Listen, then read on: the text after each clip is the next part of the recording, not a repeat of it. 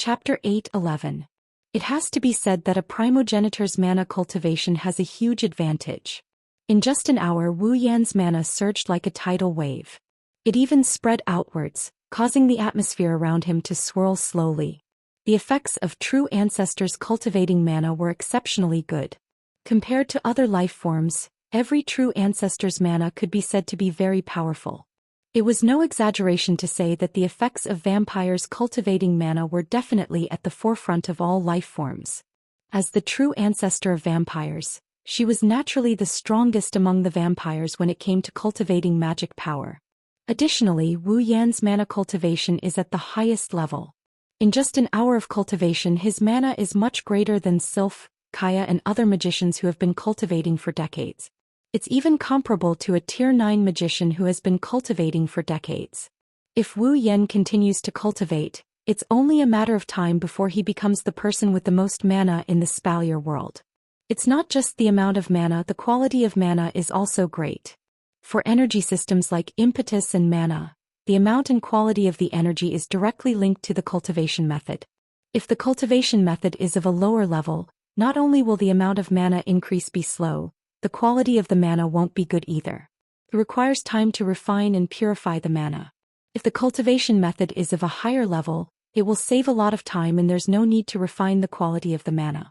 With the highest level of mana cultivation method, the quality of the mana extracted by Wu Yan is of the highest quality. He didn't need to divert his attention to purification, he only needed to concentrate on increasing the amount of mana. This is why the highest level of mana cultivation method requires 1,000 ability points. If converted to the previous value, 1,000 ability points would be equivalent to 100,000 ability points. As time passed, Wu Yan's mana grew larger and larger. A small storm started to form around the room due to the mana fluctuations. It didn't take long for the utensils in the room to be blown all over the place. It's a mess and it's getting bigger and bigger. If this continues, this room will be destroyed sooner or later. He was merely cultivating magic power, yet he could produce such a scene. Of course, it was partly because it was a magic power training method of the highest level, but more importantly, it was practiced by a true ancestor of vampires. In the entire Spalier world and even the entire instance dungeon worlds, there was only one person capable of such a feat. Fortunately, just as the wind was about to evolve into a tornado, the mana fluctuations on Wu Yan's body suddenly slowed down, and the flow of mana gradually shrank into Wu Yan's body. The surrounding wind and waves also weakened. By the time Wu Yan's mana was completely withdrawn into his body, the surroundings had completely calmed down, leaving behind a room as messy as a garbage dump.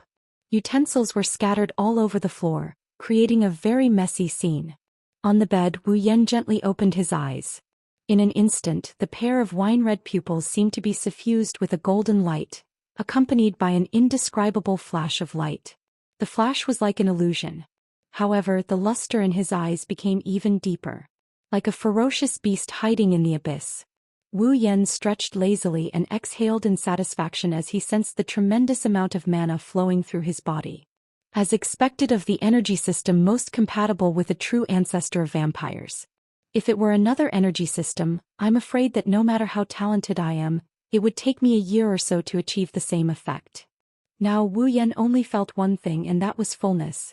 It wasn't that his body was weak before, but in the past, although his body was called the body of a true ancestor, it was no different from a human's except for its undying nature.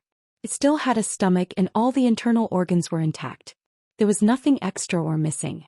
Now with the addition of mana, which was something the human body didn't originally have, it could also enhance his body in various aspects, such as stamina, endurance and so on. Wu Yan felt a sense of fullness, and it wasn't an illusion. After taking a closer look at the benefits of magic power and the novelty of it, Wu Yan diverted his attention away from it. He looked at the system tab that was still open and he started checking it again. With mana, how could he not use it? Mana had endless uses in various aspects, but it could only be used to enhance and strengthen the body. To truly show the value of mana, one needed to know how to use it. For example, magic and magic. The magic in the system was different from the magic in the Spalier world. The so-called magic was to use a mysterious method not known to ordinary people to reproduce the things that could be done through human technology with the power of an individual. For example, magicians only needed to use magic to build a tall building. It could be done in just a few seconds, but human technology would take days or even years. This was the power of magic. Another example would be humans making fire. Magicians could also use magic to make fire. The difference was that humans used fire while magicians could manipulate fire. Usually humans could also do this. Magicians used magic to construct power, to use this mysterious method which was called magic. In the Spalier world, the ice magic used by Sylph and Lulu, the wind magic used by Kaya, and other types of magic are all magic in the system. Magic, on the other hand, can create miracles that even magic and human technology can't do. For example, it can interfere with time or it can bring the dead back to life. These are things that humans can't do no matter how much time and resources they have. But magic can. This is also the main difference between magic and magic in the system. To put it simply, what humans can do with technology can be done with mana. This is magic. Something that humans couldn't achieve with their own technology, but with the use of magic they could achieve a miracle. That was magic. Of course, there are many ways to use mana. It can't only be used for magic or magic. However, these two are the most obvious ways to use mana. That's why Wu Yan chose to use these two mysterious powers. There are so many magic tricks in the system that it's a headache. Wu Yan can't exchange them all at once. The best way is to exchange them all at once. Coincidentally, there's a very subtle ability in the skills category that can do this. 103,000 grimoires. Originally from the Magic Manual. It is a medium of knowledge that contains all sorts of magic tricks, spells, and mystical techniques from all over the world. It can be used as a pure form of knowledge. The user can directly access all the relevant knowledge. However, the source of the knowledge has the side effect of corrupting the user's mind. If used as an ability, the user will be immune to this side effect and gain access to all the information recorded in the 103,000 grimoires. Cost: 15,000 ability points. When Wu Yan saw this ability, he had two feelings. One is that it's strange and the other is that it's expensive. Strange, of course. 103,000 grimoires. Since it's a grimoire, it should be a physical object. It should be more suitable to be categorized as a tool or equipment. As for how expensive it was, he had reduced his remaining 16,000 ability points to 1,000 ability points. How could that not be expensive? Of course it's expensive, but he won't have to worry about not having any magic tricks to use. 103,000 grimoires contain all the techniques recorded in the Magic Manual. It's not that Wu Yan can use it, it's just that he can't use it. The introduction also says that 103,000 grimoires are pure knowledge. It's understandable that they can be converted into memories and be used by the user. It's that 15,000 ability points that makes Wu Yan's heart throb. If it hurts, then so be it. It's worth it to be able to get the knowledge inside. Pursing his lips, Wu Yan made up his mind and clicked on the exchange. In the next moment, his mind was suddenly filled with fragments of memories. Chapter 8:12. Phew. After an unknown amount of time, Wu Yan finally opened his eyes. While digesting the memories he received, his eyes were filled with unconcealable exhaustion. It wasn't a pleasant feeling to have an imaginary memory forcibly stuffed into one's head, not to mention that it was 103,000 grimoires. Even if the side effect of polluting one's mind was eliminated because it was a skill ability, the amount of knowledge in it was enough to wrap the entire earth into a rice dumpling if one were to put every single word together. With so many memories in his head, it's already good that he didn't go insane, but exhaustion is inevitable. While he's tired, Wu Yan is also excited. His head is filled with all kinds of magic techniques, his body has magical power, and with the support of the infinite martial arts, Wu Yan doesn't even need to practice, he can just use the magic techniques recorded in the 103,000 grimoires. Other people can't learn such a huge amount of magic in their lifetime. Wu Yan can learn it all just by clicking on the system list a few times. This is the advantage of the system. Now Wu Yan can rely on everything he learned, he doesn't need any superpowers, he doesn't need any other mystical abilities. The current him, even without the system, still has the capital to become strong. 16,000 ability points, it's worth it. Rubbing his forehead, his face, tired and excited at the same time, Wu Yan's expression is very contradictory, but it's the best way to express his mood. After calming down, Wu Yan forced himself to focus, he reached out and clicked on the system list in front of him. The next is equipment.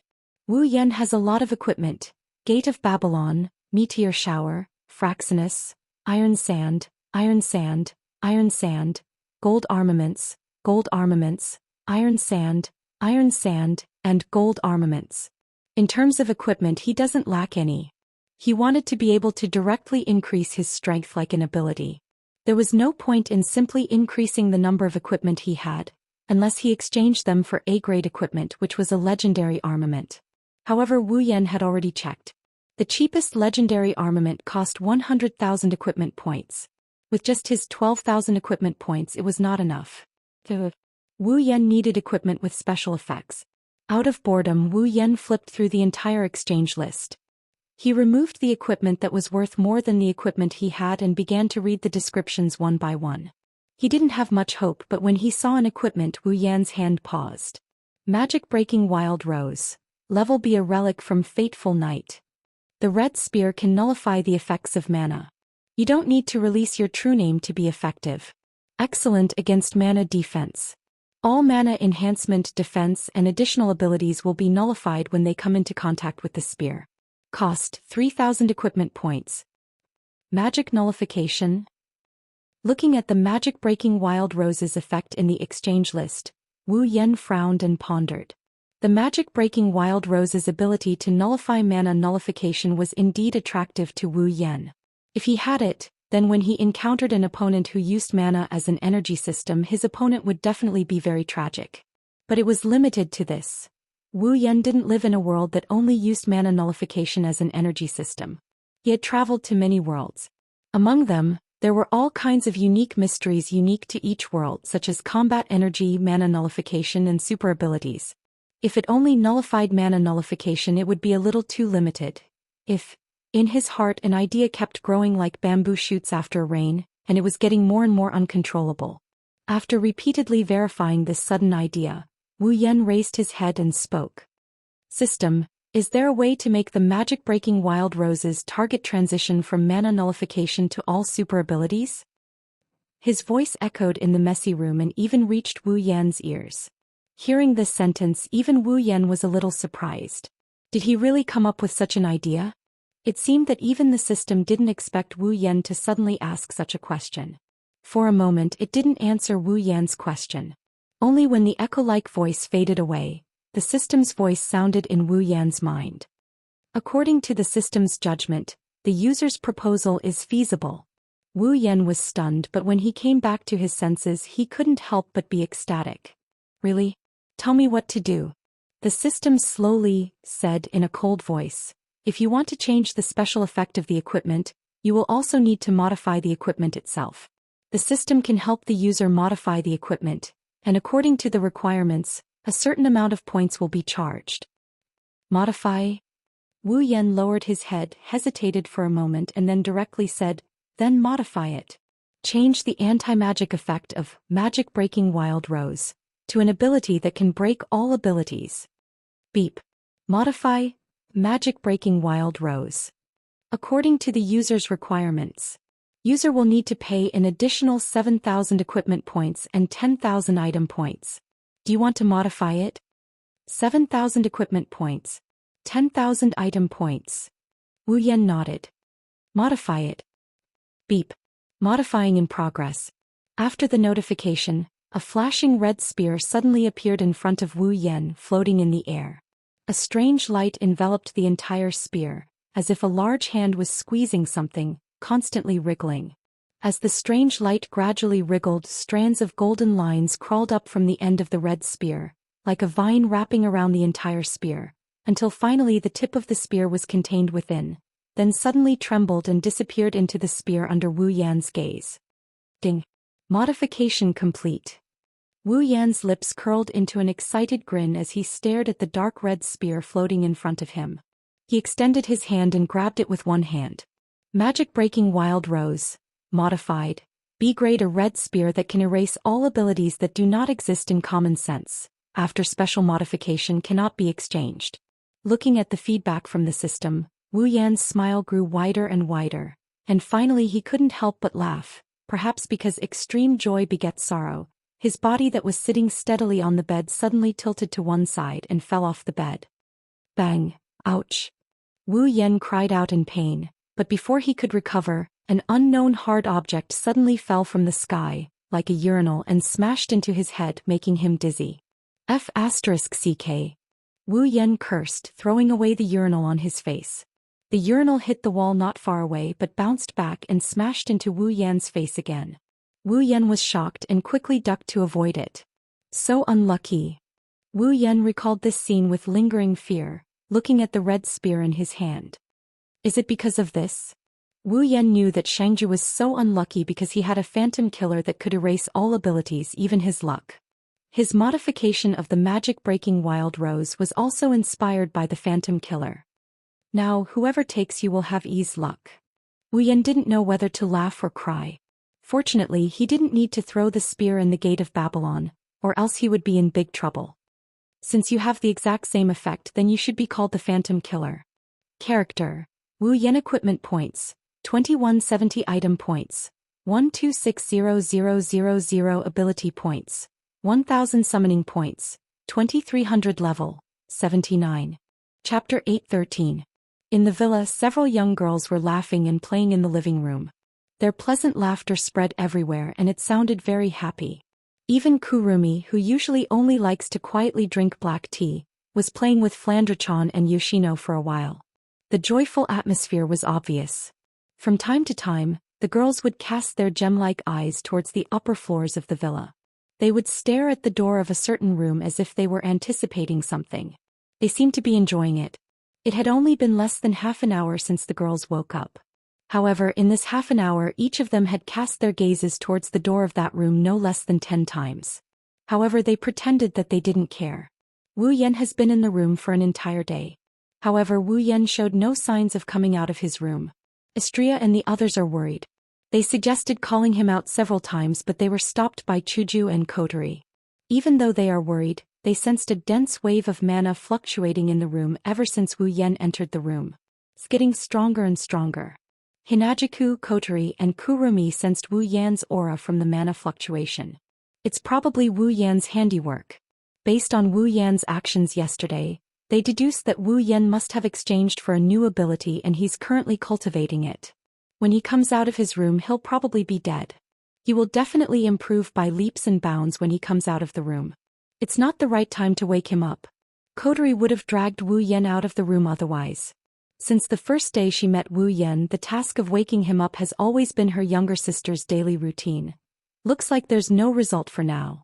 After waiting in the hall for a while, Kotori let out a sigh of relief when she saw that there were no other movements apart from the fluctuating mana waves in the upper level of the mansion. She stopped paying attention to the door and started enjoying her dessert. Of course, it's the jewel. Just as Kotori gave up on her observation, the fluctuating mana in the room suddenly expanded. It increased by several times in an instant. The entire mansion shook. Chuju, Kotori, Istria, Toka and the others noticed the change. The girls in the living room had a change in expression. They turned their attention to the room above. Along with the spread of this fluctuation, Ikaros's eyes quickly turned and shrunk. In an instant they turned a deep crimson red. Behind her, a pair of pink wings flapped and she flew towards the direction of the room. The other girls came to their senses and rushed towards Wu Yan's room. Under Ikaros's lead, they barged into the room and looked at the direction of Wu Yan's bed. Wu Yan's eyes were closed. Instead of reacting to the invasion of the girls, a surge of magical energy slowly surged in his body and continued to rise. In a very short period of time, it surpassed the previous peak level and continued to rise. They felt Wu Yan's rapidly increasing mana fluctuation. The girls are nervous because they can't tell if this is a good thing or a bad thing. They didn't dare to act rashly. They huddled together as they stared at Wu Yan's figure on the bed. Their bodies tensed up as they stared at Wu Yan's figure. If anything happens, they will rush to Wu Yan's side at the first sign of trouble. The stalemate continued. Wu Yan's mana surged for about 10 minutes. Towards the end, the rate of increase slowed down until it reached a certain peak. Another minute later, the mana stopped expanding and it shrunk back into Wu Yan's body as if it had reached its limit. The mana flow slowly receded back into his body as if it was being sucked in by a ventilator. As the mana flow receded back into his body, Wu Yan's face became redder and redder. By the time the mana flow receded back into his body, Wu Yan's face was as red as if he just soaked in a hot spring. Then his face returned to normal. His closed eyes trembled. Finally, under the girl's joyful gazes, Wu Yan's eyes slowly opened. Phew! Exhaling, Wu Yan's face glowed red. He could feel the mana in his body growing several times stronger than before. He couldn't hide the joy on his face, he couldn't help but be overjoyed. It doesn't seem like a bad thing. Kurumi pursed her lips and smiled at Wu Yan's joyful face. At this moment, Wu Yan noticed the girls in his room. He was startled. Blinking his eyes, Wu Yan was surprised. Why are you all here? Hearing this, the girls were all annoyed. You made such a big ruckus and you still have the nerve to ask. Hinajuku rolled her eyes playfully. You really can't stand being lonely. Commotion. Wu Yan scratched his cheek. When he noticed the messy room around him, he roughly understood what happened. He smiled bitterly, making the girls even more annoyed. Kotori looked at Wu Yan and bit the pearl in her mouth. Quite the harvest. Wu Yan curled his lips and nodded. Anyone could tell what he's feeling right now from that look. For an entire day, Wu Yan immersed himself in mana cultivation. He didn't rest for even a second. Naturally, his harvest was great. If at the beginning Wu Yan's mana was a stream, then now the mana that filled his entire body could be described as an ocean. Under the effects of the highest level of mana cultivation and the body of a true ancestor, Wu Yan's talent was fully displayed. At this time he could clearly feel that every corner of his body, every cell, every drop of blood, was transmitting excitement and joy. It was like a glutton who had been starving for a long time suddenly ate a few days' worth of food to fill his stomach. He was satisfied. Now Wu Yan finally understood how much he wasted this body in the past. That's why when he started cultivating his mana, his body seems to have accumulated a lot of power, squeezing out all the time he wasted in the past. In just one day Wu Yan's gains are unimaginable. But this is a good thing, he can only do it once he unlocked the potential of the true ancestor body. From now on he will have to take it one step at a time, he won't be able to reach the heavens in a single bound. But even so, Wu Yan is very satisfied. Just the amount of mana in his body alone is unimaginably powerful. In terms of quantity, even some demigod mages can't compare to him. As expected of a true ancestor called a mobile mana furnace by the system. Rolling off the bed, Wu Yan contentedly wriggled his body that had been sitting for an entire day. A burst of crackling sounds like beans being crushed rang out. The girls almost thought that Wu Yan's body was made of iron and rusted. Mzr. Seeing Wu Yan get off the bed, Ikaros immediately stepped forward and handed him a loaf of bread. Thank you. Wu Yan seemed to be hungry as well. He took the bread with a smile and took a bite. He then patted Ikaros on the head. Ikaros revealed a look of enjoyment and rubbed her head against Wu Yan's palm. A happy blush appeared on her face. Swallowing all the bread in his hand into his stomach, he licked his fingers as if he still hasn't had enough. He glanced at the girls who were watching him and after pondering for a bit, he lifted his head. Since everyone is here, it just so happens that I also have something to discuss with all of you. Hearing this, the girls quickly became serious. Wu Yan couldn't help but nod. I think it's time for us to leave this place. Chapter 8:14. Leave this place? Because it was too sudden, the girls couldn't react in time and were all stunned. Wu Yan nodded and he walked to the window. He sighed as he looked at the scenery of the villa district and the arena tower in the distance. Spalier World Academy might be the strongest academy in the Spalier world, but I don't think there's any reason for us to stay here anymore. Wu Yan turned around and he looked at the girls one by one. When we first came here, our strength couldn't be compared to now. At that time, Kotori, Kurumi, Toka, and Yoshino hadn't come to our side. This was the most famous gathering place of the continent's geniuses. Lulu and the others were also here. We came here with the intention of seeing them and improving our strength. But now, Spalier World Academy can't keep up with our progress, they can't meet our requirements. Wu Yan said helplessly. There's no point in staying here any longer and leveling up is a big problem. So, I think it's time for us to leave. Leave, huh? The girls looked at each other in silence. It's unknown if they were reluctant to leave this place or if they were lost. Well, not all of them are like that. Ikaros quietly walked to Wu Yan's side and tugged at his sleeve. Ikaros will go wherever it goes. Ikaros's simple and gentle words woke up the girls around her. They looked at each other and smiled. Ikaro-senpai is right. Astria jumped to Wu Yan's side.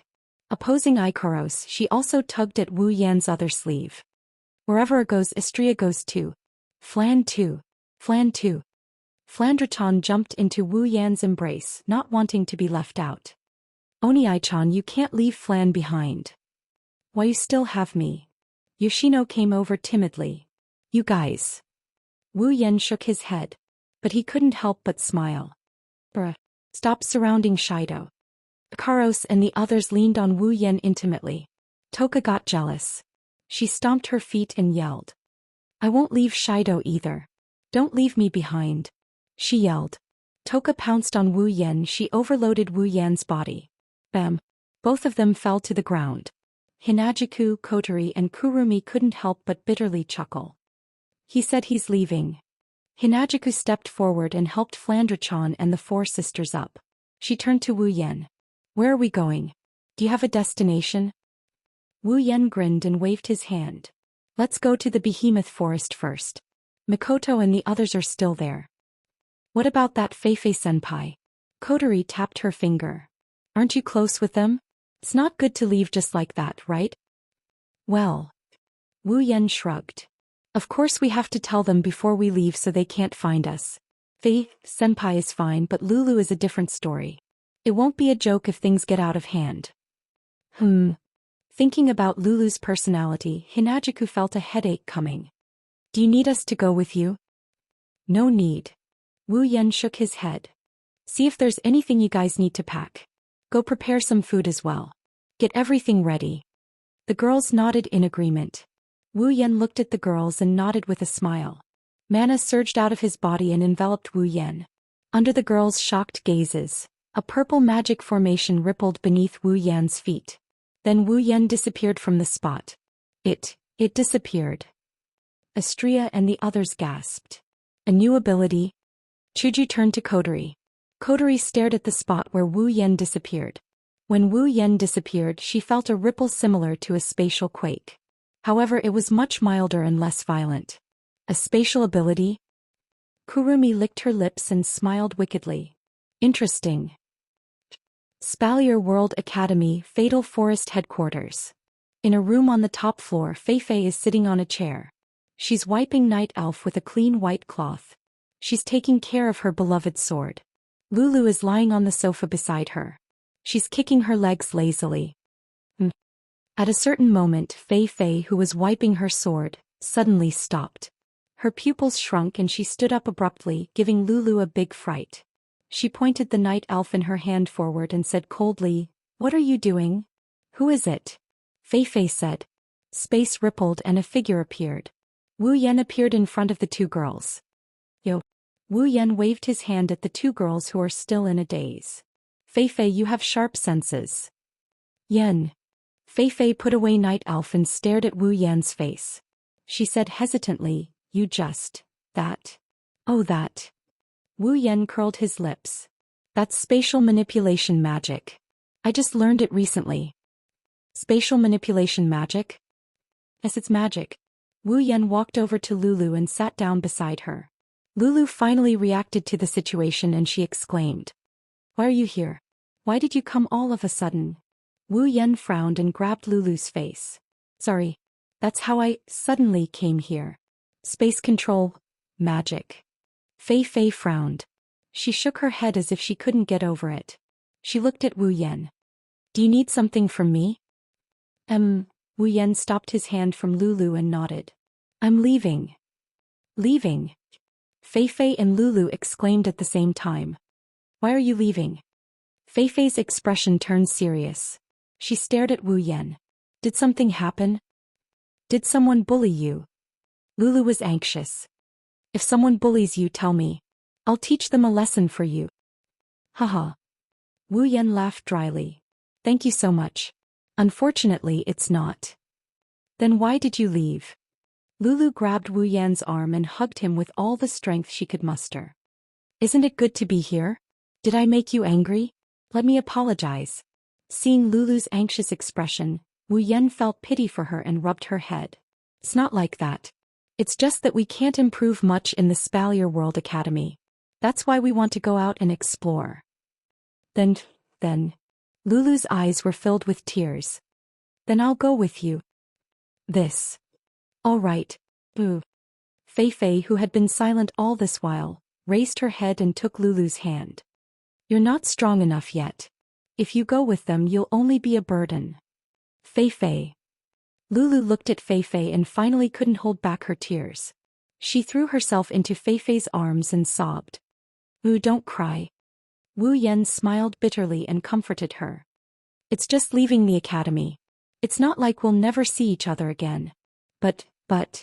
Lulu sobbed and said, I'll miss you guys so much. Wu Yan was speechless when he heard Lulu's words. Wu Yan sighed and rubbed Lulu's head.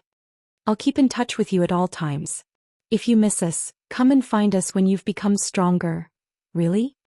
Lulu lifted her tear-stained face from Fei's arms and looked at Wu Yan. You can't lie to me. Don't worry. Wu Yan smiled gently. I won't lie to you. Wu Yan looked at Fei. Fei nodded at Wu Yan. There was no reluctance in her eyes, only understanding. Careful. Wu Yan clenched his fist. Don't worry. Chapter 8:15. A piece of news slowly spread through the Spalier World Academy. The content of the message was very simple. Although it was simple, it made every student who heard it feel extremely shocked. The strongest student right now, Wu Yan, along with a group of girls beside him, applied for graduation. Graduation, this word wasn't unfamiliar. In the Spalier World Academy, there were students who graduated every year. There was a rule in the academy: students above the age of 25 were not allowed to stay in the academy. Students above the age of 25 were required to take the graduation test. If they passed, they would graduate. If they failed, they would be expelled. Regardless of whether it was the students who participated in the graduation test before reaching the age of 25, or those who were still unable to pass the graduation test at the age of 25, these two types of people were born every year in the academy. However, there was no one who took the initiative to apply for graduation and participate in the graduation test before reaching the age of 25. This was to be expected. Silveria World Institute was the only institute in the world. It was a joint venture between the 3 empires and the 9 great houses. Here, resources from all over the world could be found. There was nothing you couldn't think of, but nothing you couldn't find. With the support of these resources, the students of Silveria World Institute would grow much faster than if they were training in other places. It's not wrong to call the institute the cradle of the strong. Many students covet the rare resources here. Even if they're strong enough, they would still choose to stay here. That's because this is where growth is the fastest. Never graduate before the age of 25. In the academy, this was already an unspoken rule. And now Wu Yan and the others had silently broken this rule before anyone knew about it. Countless students looked at each other. They couldn't help but speculate in their hearts. This group of people. He's really doing something that surprises people all the time, huh? As for the final result of the graduation test, there was no need to look at it. In the academy, according to the level of the students, the difficulty of the graduation test also varied, but the difficulty was relatively fixed. Ordinary students, as long as they had the strength of the 6th rank, passing the graduation test wasn't a problem. Elite students. As long as they had the strength of the 7th rank, passing the graduation test wasn't a problem either. The graduation test for special students was of the highest difficulty. However, one only needed to have the strength of the upper 7th step. In that case, passing the graduation test was just a matter of time. In Wu Yan's group, everyone's strength was at least at the 8th level, and the 2 of them would usually only run around the academy. He hadn't seen how they cultivated, but the strength of these beautiful little girls had once shocked all the students. With that level of strength, it shouldn't be a problem for them to participate in the graduation test. Of course, the leaders of the factions who already knew Flandrachon's true strength were an exception. They could only grumble in their hearts. I hope the examiners who helped Flandrachon don't get scared out of their wits. The final result was just as everyone had expected. Wu Yan's group of 9 had all passed the graduation test. For the past few months, Silveria World Institute has been in chaos. Today, the student who broke the rules officially announced his graduation. Countless students heaved a sigh of relief, but at the same time, they also felt an indescribable sense of emptiness. This was because they knew that without this group of people, the excitement in the academy would be reduced by a lot. They would also return to a few months ago their normal daily life in the academy. Everyone has passed the graduation test. Jaffer, who hadn't seen in a while, looked at the report placed in front of him. He clenched his bear-like paws and stared straight at it. A trace of unwillingness flashed through his eyes. His battle with Wu Yan during the tournament ended in a draw, but anyone with a discerning eye could tell that he was the one who lost. After losing to Wu Yan, Jaffer had been cultivating like crazy, all for the sake of one day defeating Wu Yan with his own hands and taking back everything he'd lost. But now, the man he'd set as his goal was about to leave this place. The gap between him and Wu Yan didn't decrease in the slightest. In fact, it was getting bigger and bigger. Even the head of the Lori family, Lar, admitted that he wasn't confident he could beat Wu Yan if he went up against him. Jaffer couldn't accept this, he couldn't accept it. Although he'd improved recently, it was nothing compared to Wu Yan. Plus, he had a feeling, he and Wu Yan were no longer in the same dimension. Bam! Jaffer smashed the table in front of him into pieces. His eyes were bloodshot and he was panting heavily. He screamed in his heart. No. I haven't seen his true strength with my own eyes. I won't admit it. Jaffer lifted his head, turned around and walked out the door. Is that so? She's leaving? Ka, who had his back facing Jaffer, was still standing straight when he heard the news from his confidant. However, a bitter smile slowly bloomed on his face. Miss Ikaros is leaving as well? Thinking of this, Kaya felt an unbearable pain in his heart. Along with the pain there was also a strange sense of jealousy. Yes, jealousy. He knew that no matter what that man said, this angel who made his heart throb for the first time would do it without hesitation. This wasn't the first time Kaya had seen this with his own eyes. As smart as he was, he naturally knew that in Ikaros' heart, there was only one man. But even though he knew this, he couldn't stop himself from loving that angelic girl. He'd been lying to himself until now, trying to avoid this reality. Even now, Ka still couldn't forget the beautiful scene of Ikaros spreading her wings and soaring into the sky, bathing in her feathers and radiance. Now she's leaving with that man. Will I ever have the chance to see her again?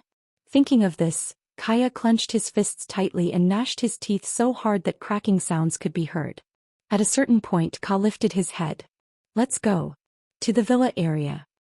Inside a luxurious room, an icy blue figure sat on an office chair.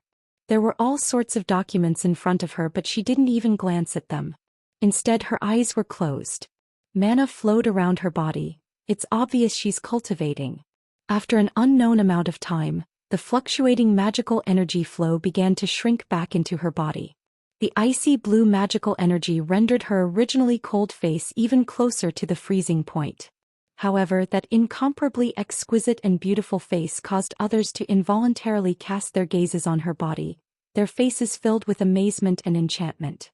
Even though Snow Song, one of the 3 royal organizations under Sylph's command, only accepts female members, the members here are all female. However, all of them are deeply in love with their leader, just like the female members of Starlight Queen. In their eyes, other than their idol, they don't care about anyone else.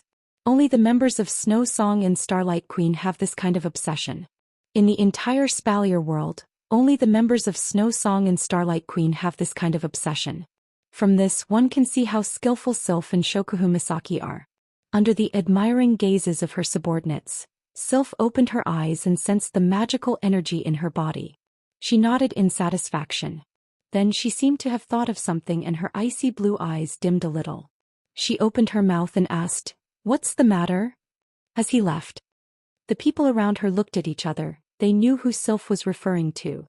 Their eyes flashed with anger, but they still stepped forward. If it's Lord Wu Yan, he's probably preparing to leave. Sylph's eyes flashed and she fell silent. Nobody knows what she's thinking about. After a while she stood up and walked outside. The other members of Snow Song quickly followed after her. At the same time, the various major powers within the academy also moved towards the villa district due to their own thoughts. Chapter 8:16.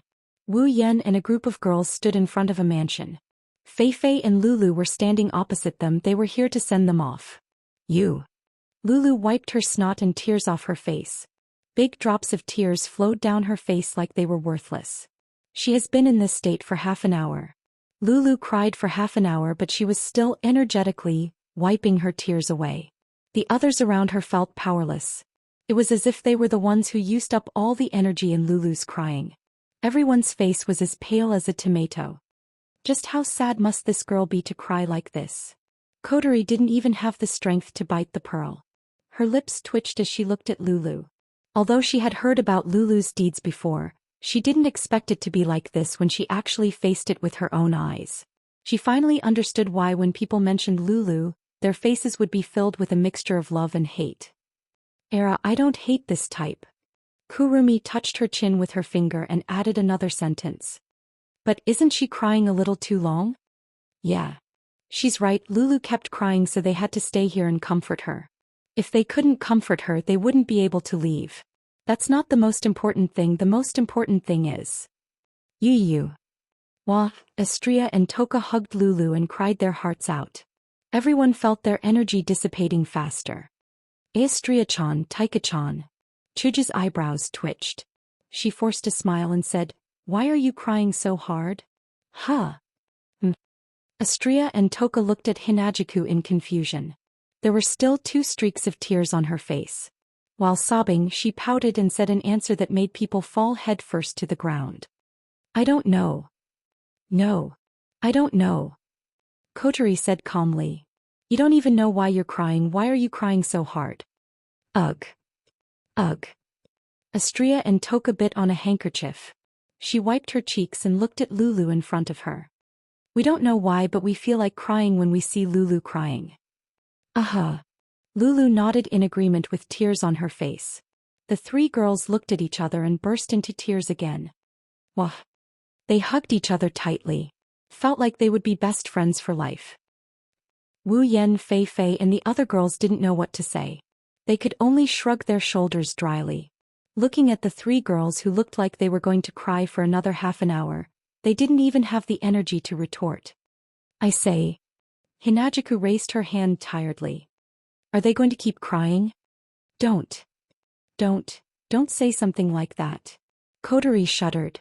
She abruptly pushed Wu Yan, who had an awkward expression on his face, away. "Don't just stand there, help me think of something.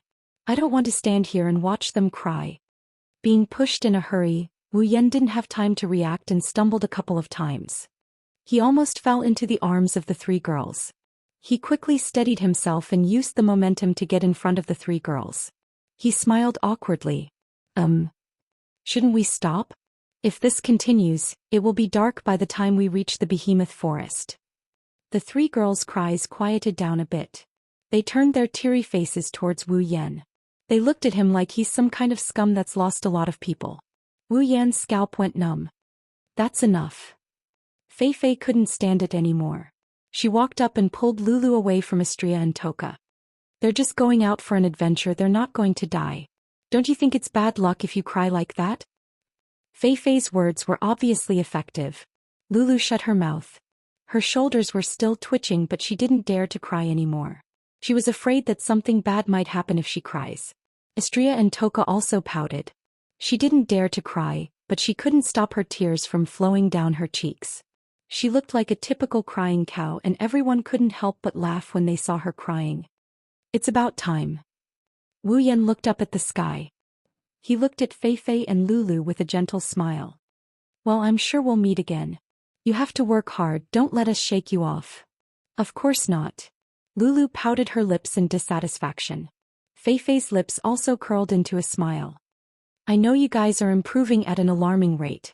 I don't dare to say I can surpass you, but it won't be that easy to shake me off."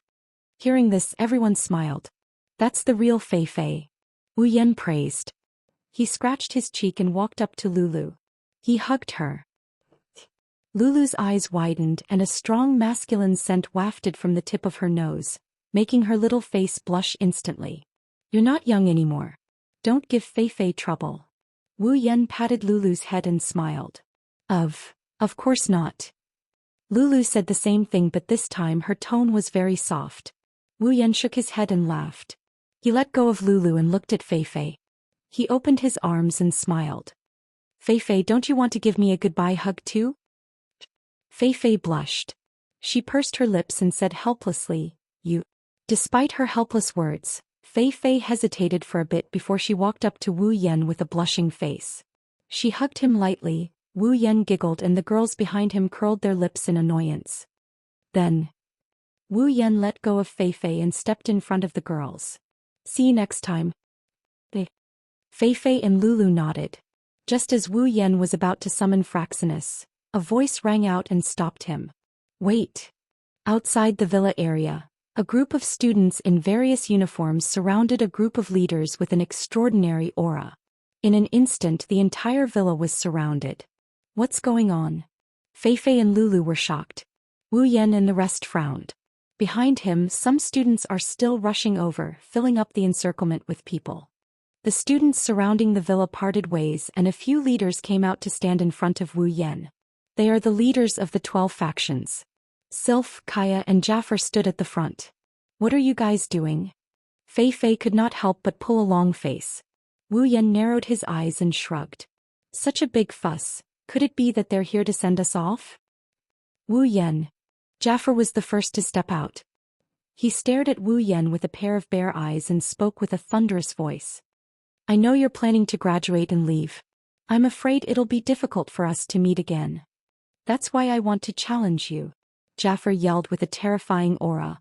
I won't let you leave until you defeat me for real. What? Fei Fei and Lulu cried out in shock. The students around them also started a commotion. They didn't expect something like this to happen.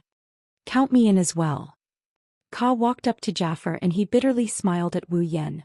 He glanced at Ikaros who is standing behind him. Based on the outcome of today's battle, I will have to make some decisions. Kaya said as he stared at Wu Yan. Can you make me give up? Wu Yan got the gist of what these two are thinking. He looked at the two princes standing side by side and he closed his eyes.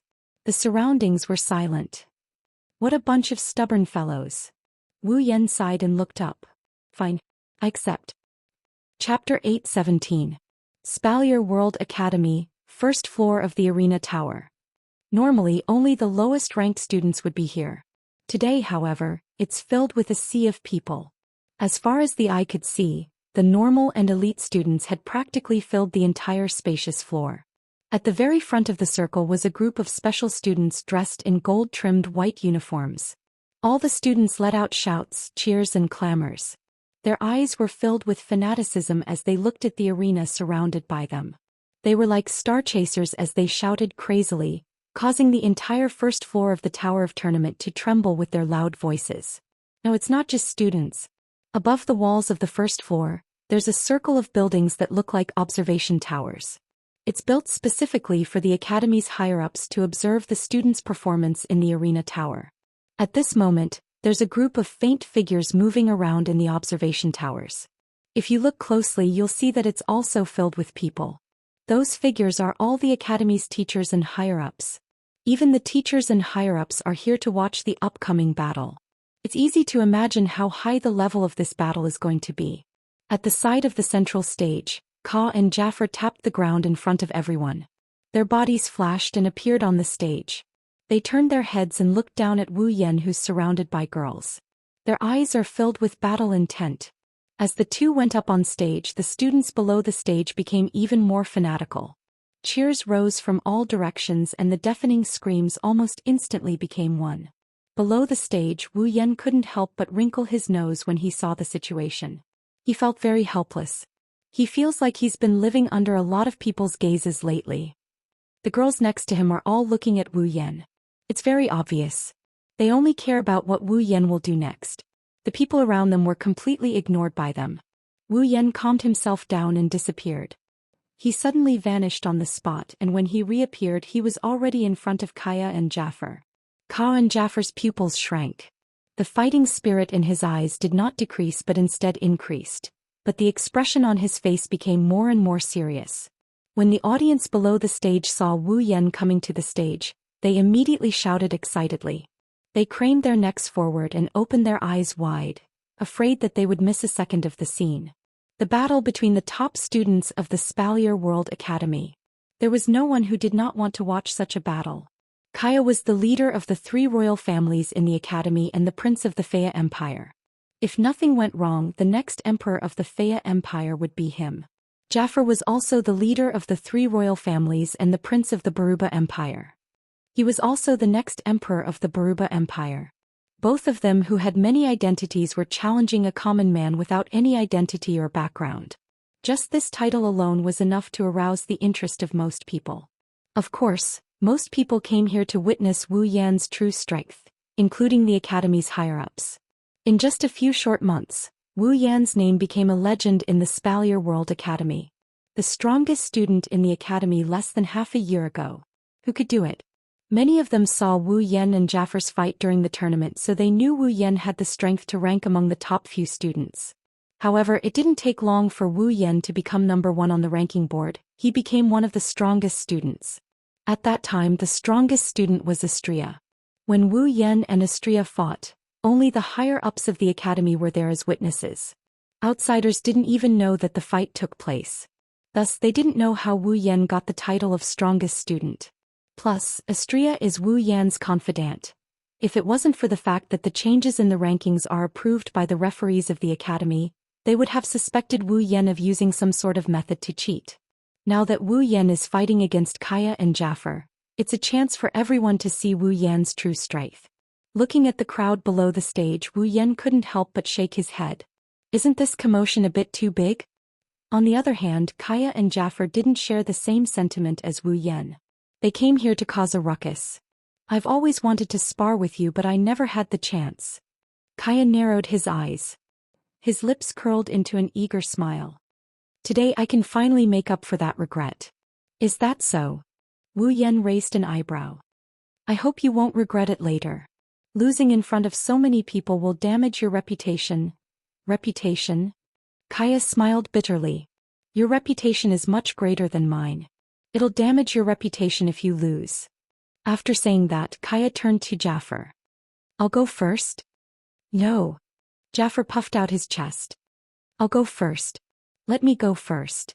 It was rare for Kaya to show his aggressive side, contrary to his usual modesty. I have a personal grudge with him that needs to be resolved. Jafar looked straight at Ka and said in a deep voice, I have a personal grudge with him. I want to fight him in his best condition, so I have to go first. So I'm here to take advantage of him. It won't matter anyway. You should go first. You're the one who should go first. No, it's you. You've already fought him once. That's two different things. Don't talk about it like that. Are you going to go first or not? No way. The crowd's voices gradually died down. The crowd was speechless. Kaya and Jafar were bickering like children on the stage. Everyone's jaws dropped to the floor. They're fighting over the right to go first. Are they still the humble and polite Prince Kaya and the domineering Prince Jafar? Haha. Hinajuku couldn't help but laugh. These two people are surprisingly cute. The girls nodded in unison. Even Fei Fei and Lulu had the same look in their eyes. Wu Yan couldn't stay calm either. Looks like the two of them are going to start a fight before fighting him. He rubbed his forehead and reached out his hand. Stop fighting. Let's fight together. The air froze. Kaya and Jafar narrowed their eyes. Their gazes toward Wu Yan turned hostile. Wu Yan shrugged helplessly. Don't look at me like that. I'm not looking down on you. Wu Yan crossed his arms and sighed. I'm sure you know better than anyone else that you don't stand much of a chance against me in a one-on-one fight. I don't think you want to lose too soon, right? In order to achieve the fundamental purpose of this battle in your hearts, don't you think that joining hands is the best way? Kaya and Jafar were stunned by Wu Yan's words. They fell silent. No matter how unwilling they are, they have to admit that it's the best way to go. The two looked at each other and saw the strange look in each other's eyes. They turned to look at Wu Yan and said something in a low voice. Don't regret it. Regret? Wu Yan grinned. He grinned so hard his eyes squinted. He lifted his leg and stomped on the ground. Ding. A clear and melodious bell rang. A red magic formation spun out from under Wu Yan's feet. In the blink of an eye, it enveloped Wu Yan's body. At the same time, a thick flame rose from the void. It slowly rose like a wall of fire. It covered the entire space behind Wu Yan. It floated there, emitting a terrifying heat and pressure. Under everyone's shocked gazes, Wu Yan's eyes flashed with a bright light. I hope you don't regret it. Chapter 8:18. Magic. Kaya and Jaffer cried out in surprise. They stared at Wu Yan, who was standing on top of the magic formation and bathed in the sea of fire. Gradually they lost their composure. Impossible. Many people stared at Wu Yan in disbelief. When they confirmed that Wu Yan was emitting waves of magic, they were dumbfounded. Even the higher-ups on the observation deck couldn't help but cry out in disbelief. There was a very basic law of cultivation in the Spalier world. Even ordinary people who didn't cultivate knew about it. Once a person cultivates Dou Qi, then they will never be able to cultivate mana for the rest of their life. Conversely, a person who cultivates mana will never be able to cultivate Dou Qi. In other words, in a person's body, there is no way to accommodate two types of energy at the same time. But now what did they see? They saw that Wu Yan, who had always been fighting like a warrior, was now using magic. There were clear waves of magic on his body. How was this possible? Countless people looked at each other in dismay. They couldn't believe what they were seeing. From what they knew, Wu Yan had always fought like a warrior. Lightning was a special effect of aura and fire was a special ability of armament. He had always been a warrior. With such preconceived notions, they couldn't accept the fact that Wu Yan is using magic. Wu Yan had once defeated Jaffer, who was at the peak of the 7th rank. Although this was shocking, it wasn't to the point of being horrifying. Challenging someone of a higher rank was difficult, but it wasn't impossible either. Cultivating both aura and mana at the same time was something that was publicly acknowledged to be absolutely impossible. Could it be? The most basic law of cultivation in the Spalier world was about to be broken? When they realized this, everyone felt dizzy. Their worldview was severely damaged. Seeing this, Wu Yan shook his head. He pursed his lips at the two dumbfounded people in front of him. His voice traveled to the silent crowd. Don't be so surprised. He just used some dirty tricks. Wu Yan could only explain. Otherwise he would have a headache later. Dirty tricks. Everyone reacted one after another. They tilted their heads in confusion as if they were trying to figure out what the so-called shameful means was. That's why it was so effective. Kaya and Jaffer took a deep breath and they accepted it. Wu Yan's methods are strange to begin with. It wouldn't be a surprise if he had one or two more. As long as he doesn't break the law of Dou Qi and mana, it's fine as long as he doesn't break the law. Now the most important thing. How should they deal with this battle? Kaya glanced at Jaffer. Jaffer seemed to have sensed something and nodded. Kaya tapped his feet and leaped back to stand not far behind Jaffer. As if their minds were connected, the two ignited their aura and mana at the same time. Ferocious mana and aura surged from Kaya and Jaffer as they sensed the energy flowing out of their bodies. The two of them were caught off guard by Wu Yan's use of magic. They slowly calmed down. The next moment, the howling of the wind and the roar of a beast came from the two of them. A green magic formation appeared beneath Kaya's feet. Then a whirlwind descended from the sky. The whirlwind enveloped his body, causing his robes to flutter. It formed two tornadoes that circled around him. The ground cracked inch by inch. With a flip of his hand, a golden staff with a green crystal ball at the tip appeared in his hand. On the other side, Jaffer silently took out his armament. It was a pair of sharp claws. Jaffer put it on and flexed his claws. Clang, clang. Following a bestial roar, the image of a beast appeared behind Jaffer. Its blood-red eyes were fixed on Wu Yan. The moment they made their move, the two of them brought out all of their abilities. Kaya and Jaffer's aura surged. They didn't dare hold back at all. If they held back, they would lose for sure. Jaffer. Wu Yan smiled wickedly. His wine-red eyes shone with a deadly red light. Let's begin. As soon as he spoke, boom. The extremely condensed sea of fire suddenly trembled and completely erupted. It was like the sky had collapsed. The huge sea of fire was like a huge palm. It fiercely fell down and slapped towards the two figures on the opposite side. The sea of flames that descended from the sky almost covered the entire arena. Looking at this scene, Kaya and Jaffer's expressions became extremely grave. In the back, Kaya stared at the curtain of fire and took a deep breath. Then with a sudden roar, cyan mana surged out, wrapping around his body and flowing towards the staff in his hand. The armament in Kaya's hand was a rare armament, but with the support of a large amount of mana, its power was infinitely close to a gold armament. It suddenly flashed and its entire body shook. The crystal ball at the top actually emitted a woo-woo sound as if it was calling for something. Then a small tornado flew out from the staff's body. Boom. With a loud explosion, the small tornado suddenly expanded. Like a whirlpool, it quickly engulfed Ka and Jaffar's figures. The sea of fire smashed towards the two motionless people and collided with the tornado that enveloped them. Just as the sea of fire collided with the tornado rotated and a powerful storm erupted, blasting towards the sea of fire that was releasing a blazing temperature. Suddenly, the entire sea of fire was blown away in an instant, scattering into sparks that filled the sky. On the other side, Wu Yan was startled. "It's here." Below the stage, Feifei's eyes narrowed. Prince Kaya's signature spell, Wind of Disintegration. It can dissolve all energy attacks. Only the direct descendants of the Feiya imperial family can learn this legacy spell. Kaya smiled at the surprised Wu Yan. "Don't be surprised. Jaffar has a beast battle technique. If I don't have a trump card, how can I surpass him in the rankings?" With a wave of his magic staff, the violent winds that filled the sky twisted strangely and intertwined with each other, forming a Xian energy. Then with another spin, it condensed into a Xian spear that shone with a cold light and was wrapped in a whirlwind. "And it can be used like this." Kaya's smile disappeared and he shook his staff. A green wind spear shot out like a bolt of lightning, tearing through the air with a sharp gust of wind. The sparks in its path dissipated like they didn't exist in the first place. Then the wind spear shot towards Wu Yan like it didn't exist in the first place. Wu Yan also realized what was going on. His eyes narrowed. If it was as Feifei said, that wind of disintegration could dissolve all energy attacks, then he couldn't use magic to block it. He raised his hand, clenched it into a fist and swung it forward. Instantly, the air in front of him was compressed into an invisible air cannon. It covered Wu Yan's fist and collided with the green spear of wind. Boom! There was a deep explosion. Shockwaves spread rapidly, causing space to tremble slightly. Jaffar lifted his head.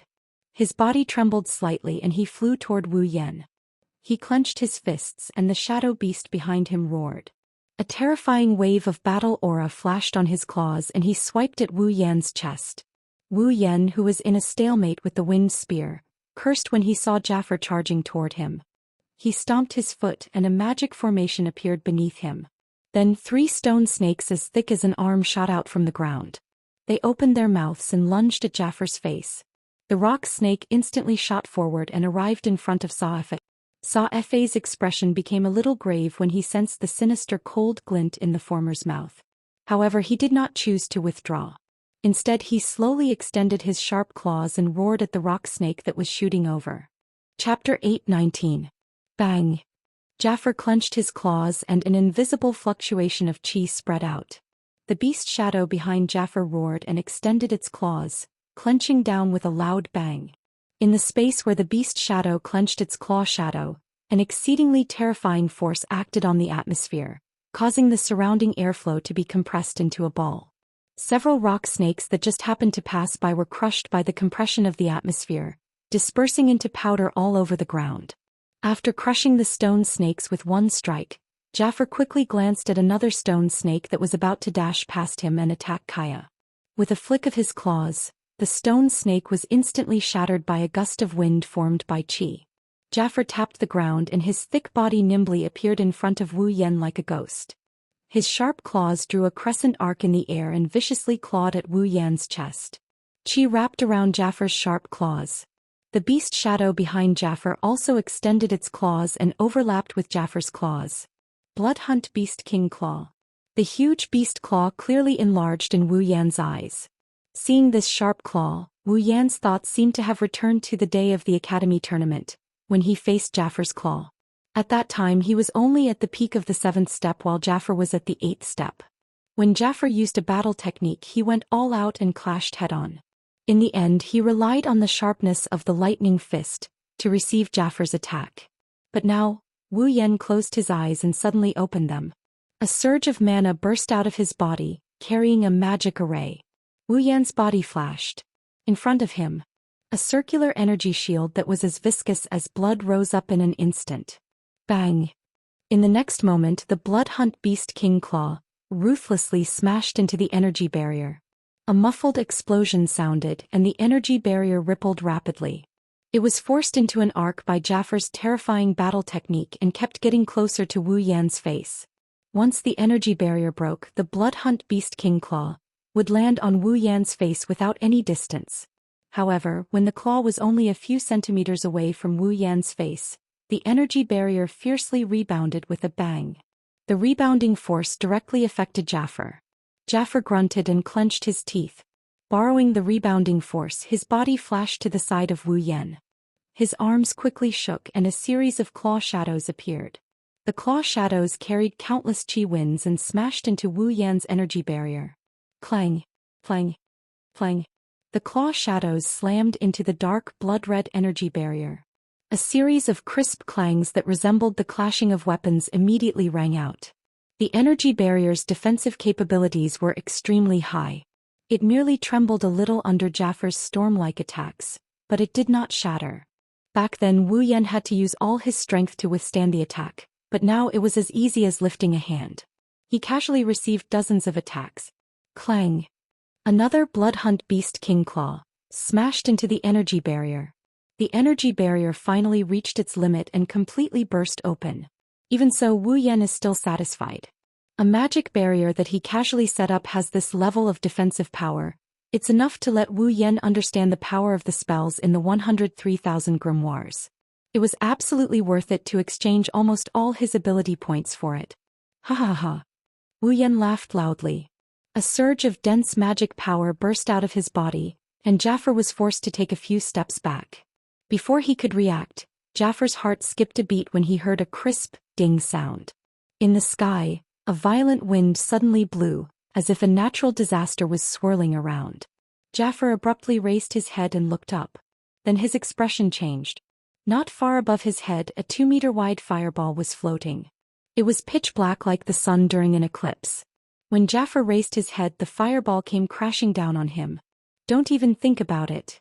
Just as the black fireball came crashing down, a loud shout rang out. Then a sharp sound of wind breaking rang out.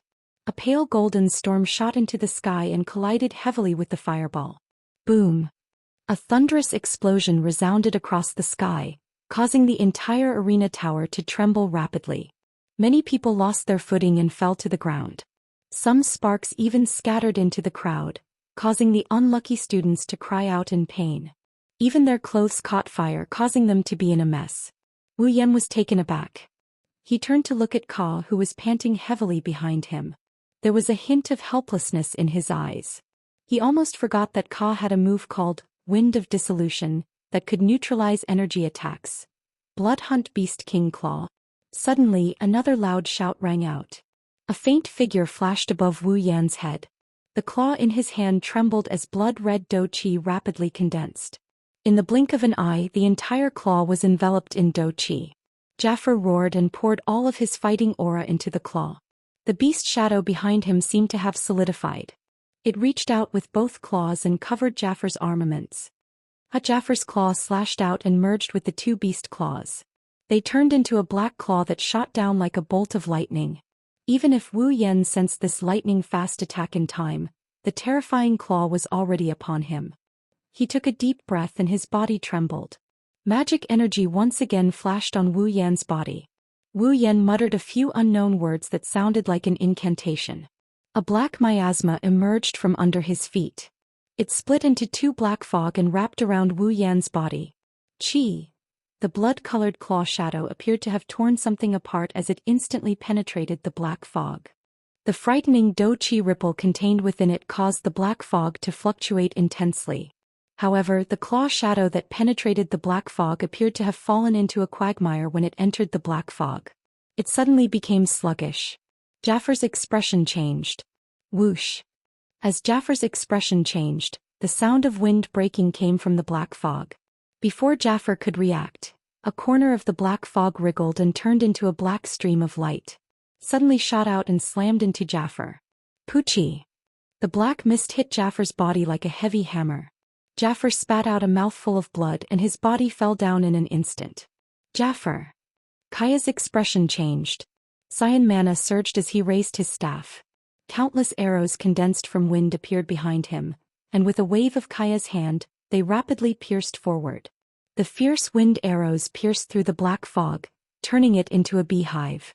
However, there was nothing within the black fog. All the pores on Kaya's body tightened. His pupils shrunk to the size of a needle tip. He stomped on the ground. A gentle wind wrapped around Kaya's body, carrying him as he gently floated backwards.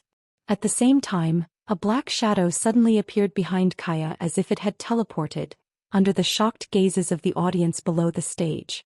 Ka's hair stood on end. Behind Ka, Wu Yan smiled faintly and reached out a hand to grab Ka's neck. Wind net. At this critical moment, Ka displayed extraordinary combat experience and mental fortitude. He suppressed the trembling in his heart and waved his staff. The magic energy around him rapidly fluctuated and formed wind blades. They quickly condensed into a large net of wind blades, protecting Ka within. However, Wu Yan's hand didn't pause in the slightest in the face of this net of wind blades. He directly reached for Ka. Magic energy surged in his hand and a black flame ignited. The sharp wind blades hit the burning arm but didn't cause any damage. Instead, they burned into nothingness like paper. Wu Yan's hand passed through the net of wind blades and rested on Ka's neck. The entire arena was silent. Chapter 8:20. Under the speechless gazes of the audience, the black flames on Wu Yan's arms slowly dissipated, leaving only a small hand on Kaya's neck. But no one dared to underestimate this hand. Everyone here knows that other than magic, Wu Yan is also good at close combat. Feeling the warmth and coldness of the hand on his neck, Kaya's expression rapidly changed. He tightened his grip on the magic staff in his hand. In the end, he lowered his hand. Kaya smiled. His smile was rather bleak and dispirited. Jaffer, who was struggling to get up, stared blankly at this scene. A bitter smile appeared on his face.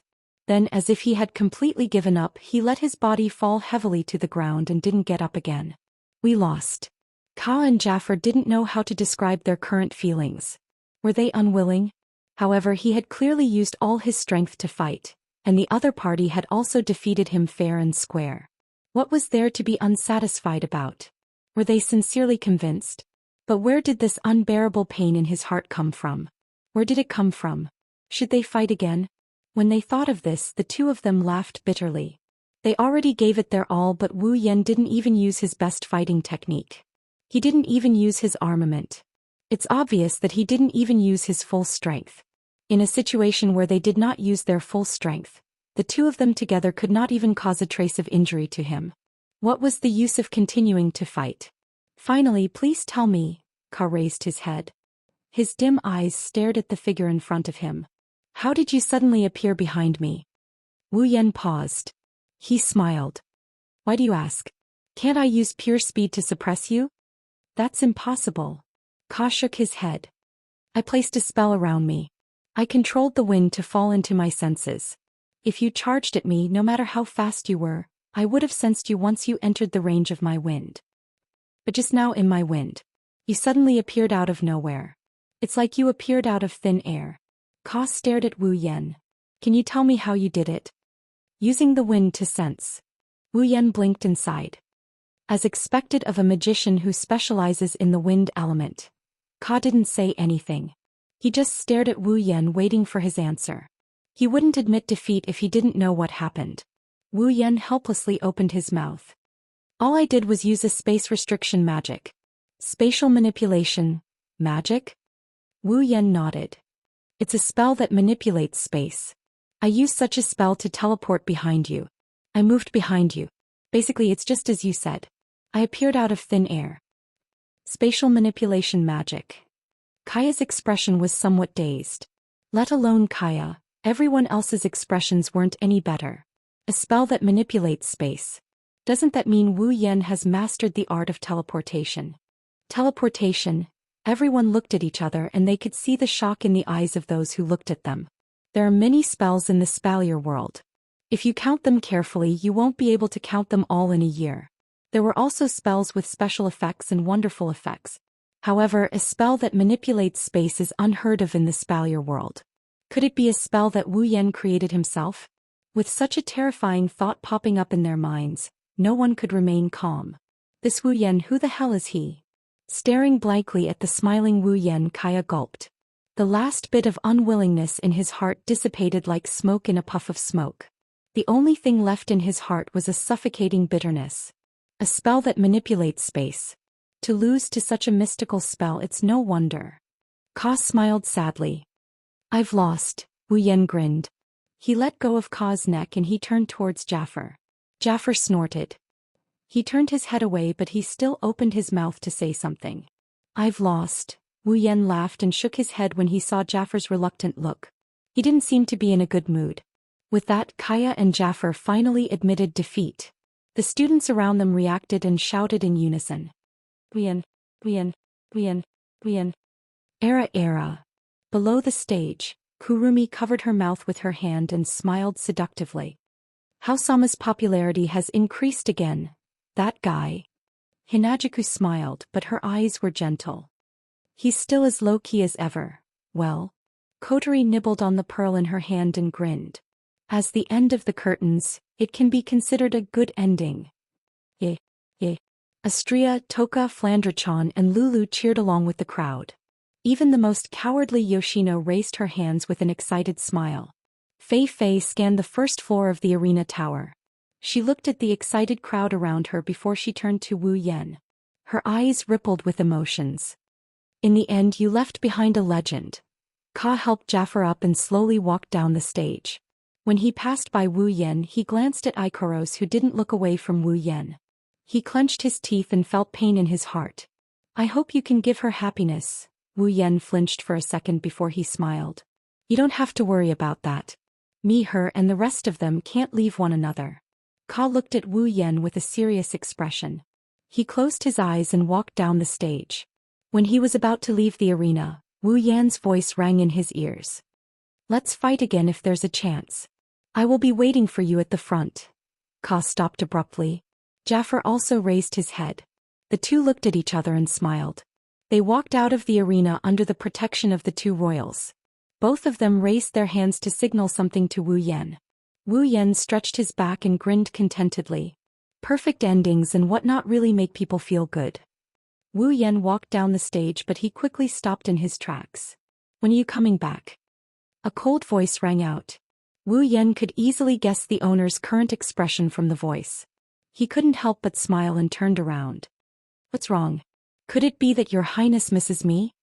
Sylph was silent for a moment. She nodded to Wu Yan's surprise. You're my fiancé. It's just one sentence, but it's surprisingly powerful. Wu Yan bitterly laughed. I don't think there's a chance for me to come back. However, it shouldn't be hard for you to track my whereabouts. If you miss me, come find me. Sylph glanced at Wu Yan and nodded calmly. It's a deal then. After that, Sylph turned around and left without looking back. Wu Yan's mouth twitched. He felt helpless. He really didn't know which part of this ice princess's words was true and which part was false. It felt more like she was joking with him all. Are you ready? Outside the Spalier World Academy, Wu Yan looked at the girls. When they nodded, he waved his hand and summoned Fraxinus. Take care. Fei shouted as she looked at the huge airship. You must miss me. Lulu waved her hands. She didn't cry this time. Her expression was firm. He seemed to have matured a lot after this parting. They stood in the command center of Fraxinus and looked at the Spalier World Academy on the screen. They memorized its appearance. The airship slowly flew into the distance. Chapter 8:21. Behemoth Forest. The current Behemoth Forest is very different from before. It's not that its shape has changed or the terrain has changed. It's just that no one dared to treat the Behemoth Forest as a hunting ground anymore. The incident with the Behemoth King has come to an end. There have been no more demonic beast attacks. However, the Behemoth King is still alive. He was injured by Yukari and is currently hiding in a corner, licking his wounds. Once he recovers, another wave of demonic beast attacks will come. No one knows where the Behemoth King is hiding, but one thing is for sure: he is still in the Behemoth Forest.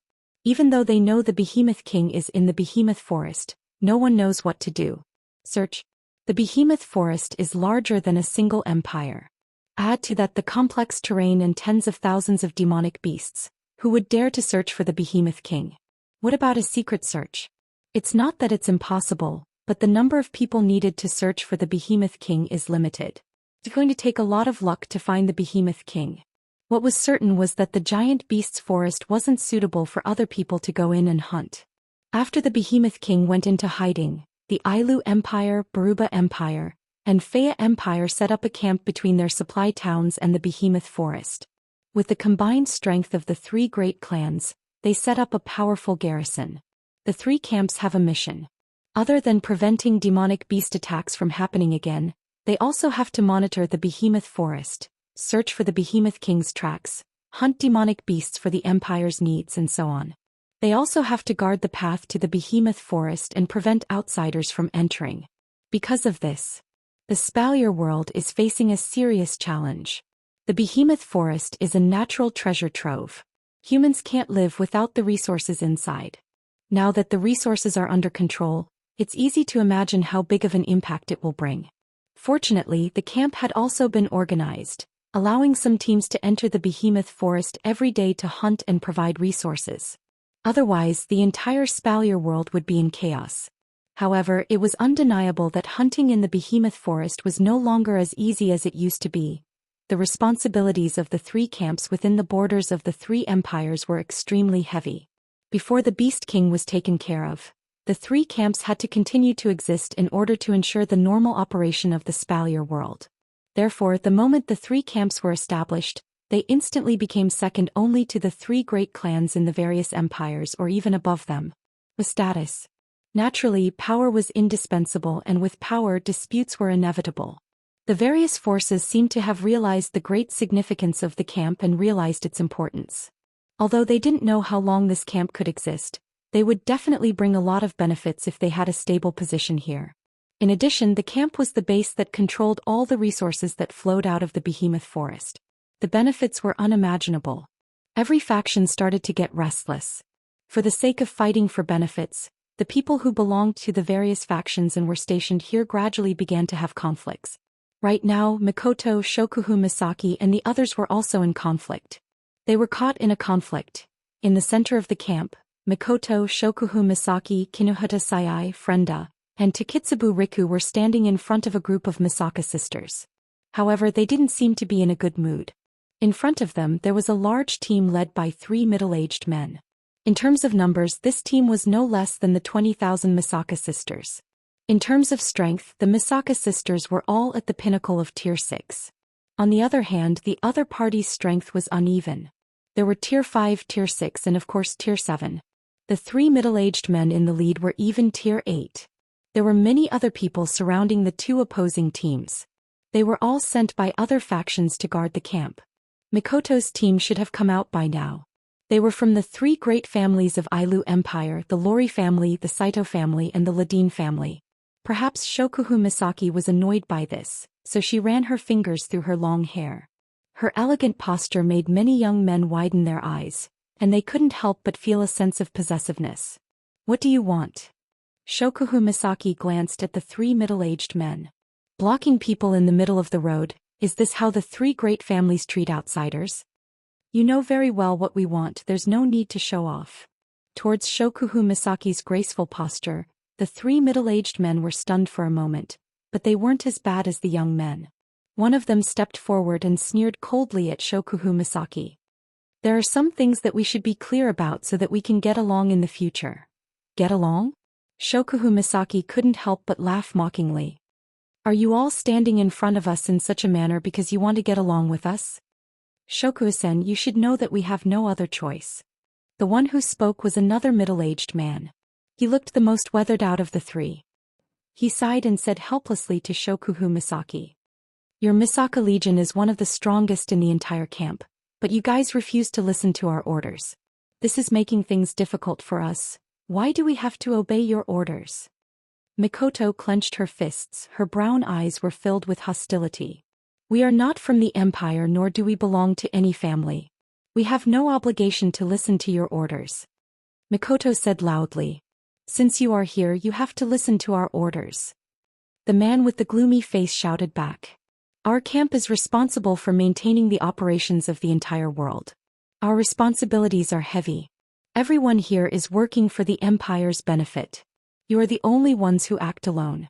Not only do you not listen to our orders, you don't even hand over the resources you hunt. You are blaspheming this sacred camp." "That's right. This is the beginning of the conflict. Due to the importance of this camp, Many families have extended their hands into this territory in an attempt to gain some benefits. Among them, the most important ones are the members of the three great families. The resources obtained from the behemoth forest are used to maintain the empire's operations, but there are still some left over. Who wouldn't want to gain more? With this thought in mind, the hunting teams that entered the giant beast's forest would exceed their quota every day. Moreover, they would swallow the extra resources and transport them back to their families. In addition, there would also be some leftover resources that would be handed over to the giant beast's forest. These leftover resources would become a delicious cake that countless people would want to take a bite out of. The three great clans were the strongest in Ailu Empire. Naturally, they got the most share of the spoils. But now there is a large hunting party that is comparable to the three great families hunting in the behemoth forest every day. Not only did they get more resources than any other family, but because they aren't affiliated with the empire, they have no obligation to hand over the loot. They can take it all for themselves. Who wouldn't want such a delicious piece of meat? Thus, the three great families joined forces and came here. They wanted to use the empire as pawns to force Mikoto and Shokuhu Misaki to submit. Chapter 8:22. As the saying goes, a person's jealousy is a scary thing. She had to work herself to death and fight every day to earn resources that she had to hand over to the empire to support the empire's operations. Yet other people were allowed to keep her gains for themselves. This unfair treatment caused the onlookers to look at Mikoto, Shokuhu Misaki, and the others with unkind eyes. Just a second ago, they were mesmerized by Mikoto's beauty, but now, because of their jealousy, they forgot that she was just a weak and delicate woman and started to hate her. One has to admit that the dark side of human nature is extremely ugly. Shokuhu Misaki's ability is psychological control. Her ability is able to control both the mind and the mind. In the Spalier world, due to the difference in level, she can only affect people of the same level. However, Shokuhu Misaki is already a Tier 8 combatant. There are not many people who are stronger than her. Shokuhu Misaki could clearly feel the negative emotions from the crowd. Her beautiful lips curled upwards. She looked beautiful, but upon closer inspection, one could see the disdain in her eyes. "You bastard." Mikoto's bangs slowly floated upwards as traces of blue and white electricity flowed through them. Amidst the crackling sounds, a formless aura burst forth from Mikoto's petite frame. That was the expression of Mikoto's wrath. "What? You want to use your strength to speak?" The gloomy man laughed coldly. Do-chi surged out from his body and clashed with Mikoto's aura in an instant. The two auras clashed and they were actually evenly matched. Mikoto had already reached the peak of Tier 8. She was just one step away from reaching Tier 9. Under such circumstances, even though the gloomy man's aura was on par with Mikoto's, it was clear that his true strength was not much weaker than Mikoto's. In order to play the role of the leader in this important camp, the three leaders of the Spalier world had to be careful. The leaders of the three major clans were only second to the leaders of their respective clans. In terms of strength, they were on par with the leaders of the three major clans. Forget about the gloomy man, even the weathered man who had been silent the whole time. The blonde man with the same color hair as Shokuhu Misaki was also a peak Tier 8 fighter. On Mikoto's side, she was the only one who was at the peak of Type 8. Shokuhu Misaki, Kinuhata Sayai, Frenda, and Takitsubu Riku were still quite a distance away from that. Even with the support of 20,000 Misaka sisters, they were still slightly weaker. Of course, this was only in terms of strength. Shokuhu Misaki had never needed to resort to violence. Era Misaka-san, don't get angry. Shokuhu Misaki. I've been waiting for you to get angry. Marcus, retract your do-chi as well. The blonde man, who had been silent all this time, raised his head and coldly glanced at the gloomy man he called Marcus. I didn't come here to watch you fight. Marcus snorted coldly and glanced at the blonde man with a mocking look. Pelosi, I know your Lori family has a good relationship with them, but let me warn you first. You don't want to be the bad guy. Stand aside obediently. No one will blame you for not interfering, but if you want to protect them, you'll have to ask the brothers around you if they're willing. Pelosi said. Pelosi's eyes flashed with anger. This Marcus is using a chicken feather as a token of authority and he's getting addicted to it? Oh, you're saying our Lori family wants to protect them because we have a good relationship with them? Aren't you trying to make things difficult for them because your Saito family has a bad relationship with them? Pelosi laughed. I know that your Saito family's patriarch, who is your elder brother, ordered us to suppress this group of bastards who humiliated his 2 sons and your nephews. Oh no, I almost forgot. Pelosi seemed to have recalled something as he said with a mocking expression in a sudden realization. That second young master Bing Mian, it seems like he almost died under his own ice do chi. Pelosi Marcus roared in anger. The Saito family's ice combat chi erupted from his body. It was even stronger than when he confronted Mikoto. Pelosi didn't say anything about it. He just looked at him coldly as if he was looking at a clown. Stop. The weathered man hurriedly stepped forward, only to be glared at by Marcus, who was burning with rage. What? Andrew, is your Ladine family going to side with him? Hearing Marcus's angry shout, Andrew frowned. He seemed to be dissatisfied with Marcus's actions. Internal strife? Aren't you afraid of being laughed at? Don't forget what we're here for. Pelosi and Marcus were both startled. They then looked at each other, narrowed their eyes and turned their heads away. However, Marcus still restrained his chi. It seemed that he had taken Andrew's words to heart. Pelosi looked at Mikoto and the others. He hesitated for a moment but decided to stand up. Ms. Shokuhu, as you know, with the current situation of the camp, a lot of people are dissatisfied with you. There are also a lot of people who want to use this as a pretext to make a fuss. Pelosi intentionally or unintentionally glanced at the angry crowd and smiled bitterly. Everyone is unhappy with the fact that you don't hand over your resources. So, don't you think it's a good idea to fulfill your obligations once in a while? Shokuhu Misaki tilted her head and shook her head. Mr. Pelosi, may I ask what the obligations of the camp are? Pelosi paused. Shokuhu Misaki looked around and continued. This camp was built to prevent the demonic beasts from coming out of the behemoth forest and to search for the demonic beast king. This is the real obligation. Hunting demonic beasts and obtaining resources is just a side benefit. Shokuhu Misaki's lips curled into a smile. She slowly walked in front of Marcus. Marcus looked at her coldly. Indeed, everyone in this camp hunts demonic beasts in the behemoth forest every day. They exchange their lives for resources and hand it over to the Empire to maintain the Empire's normal operations.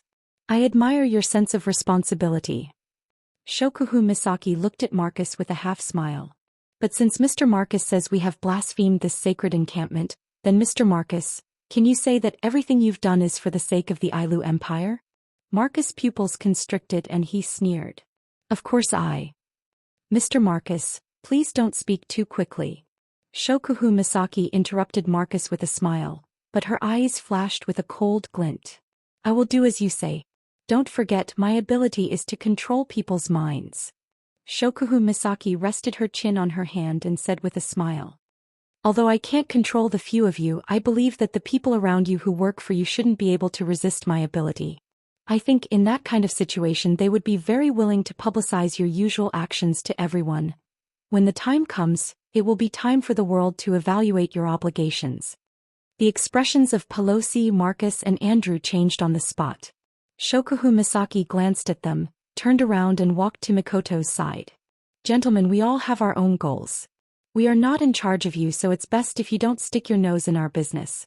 Otherwise, the ones who will suffer. Shokuhu Misaki smiled. Definitely not us. Chapter 823. Damn it. I'm so pissed off. Kinuhadasai kicked a rock aside and glared at Shokuhu Misaki. I say, why don't you just let me take care of that guy? But don't you dare do anything stupid. Frenda was shocked. That guy is a tier 8 pinnacle, you won't be able to win if you fight him. Who says I can't kill him just because my level is lower than his? Kinuhadasai retorted. It's not like I haven't killed someone stronger than me when I was in the Black Ops. If I can't kill him in a direct confrontation, I'll just super assassinate him. Frenda couldn't stay calm anymore. She clutched her beret nervously. You're not really planning to do that, right? All right. Mikoto sighed. That guy is annoying, but it's not to the point where I have to kill him. Huh? Kinuhadasai looked at Mikoto in disbelief and sighed as well. You're still as kind as ever. This has nothing to do with being kind or not, right? That's not it.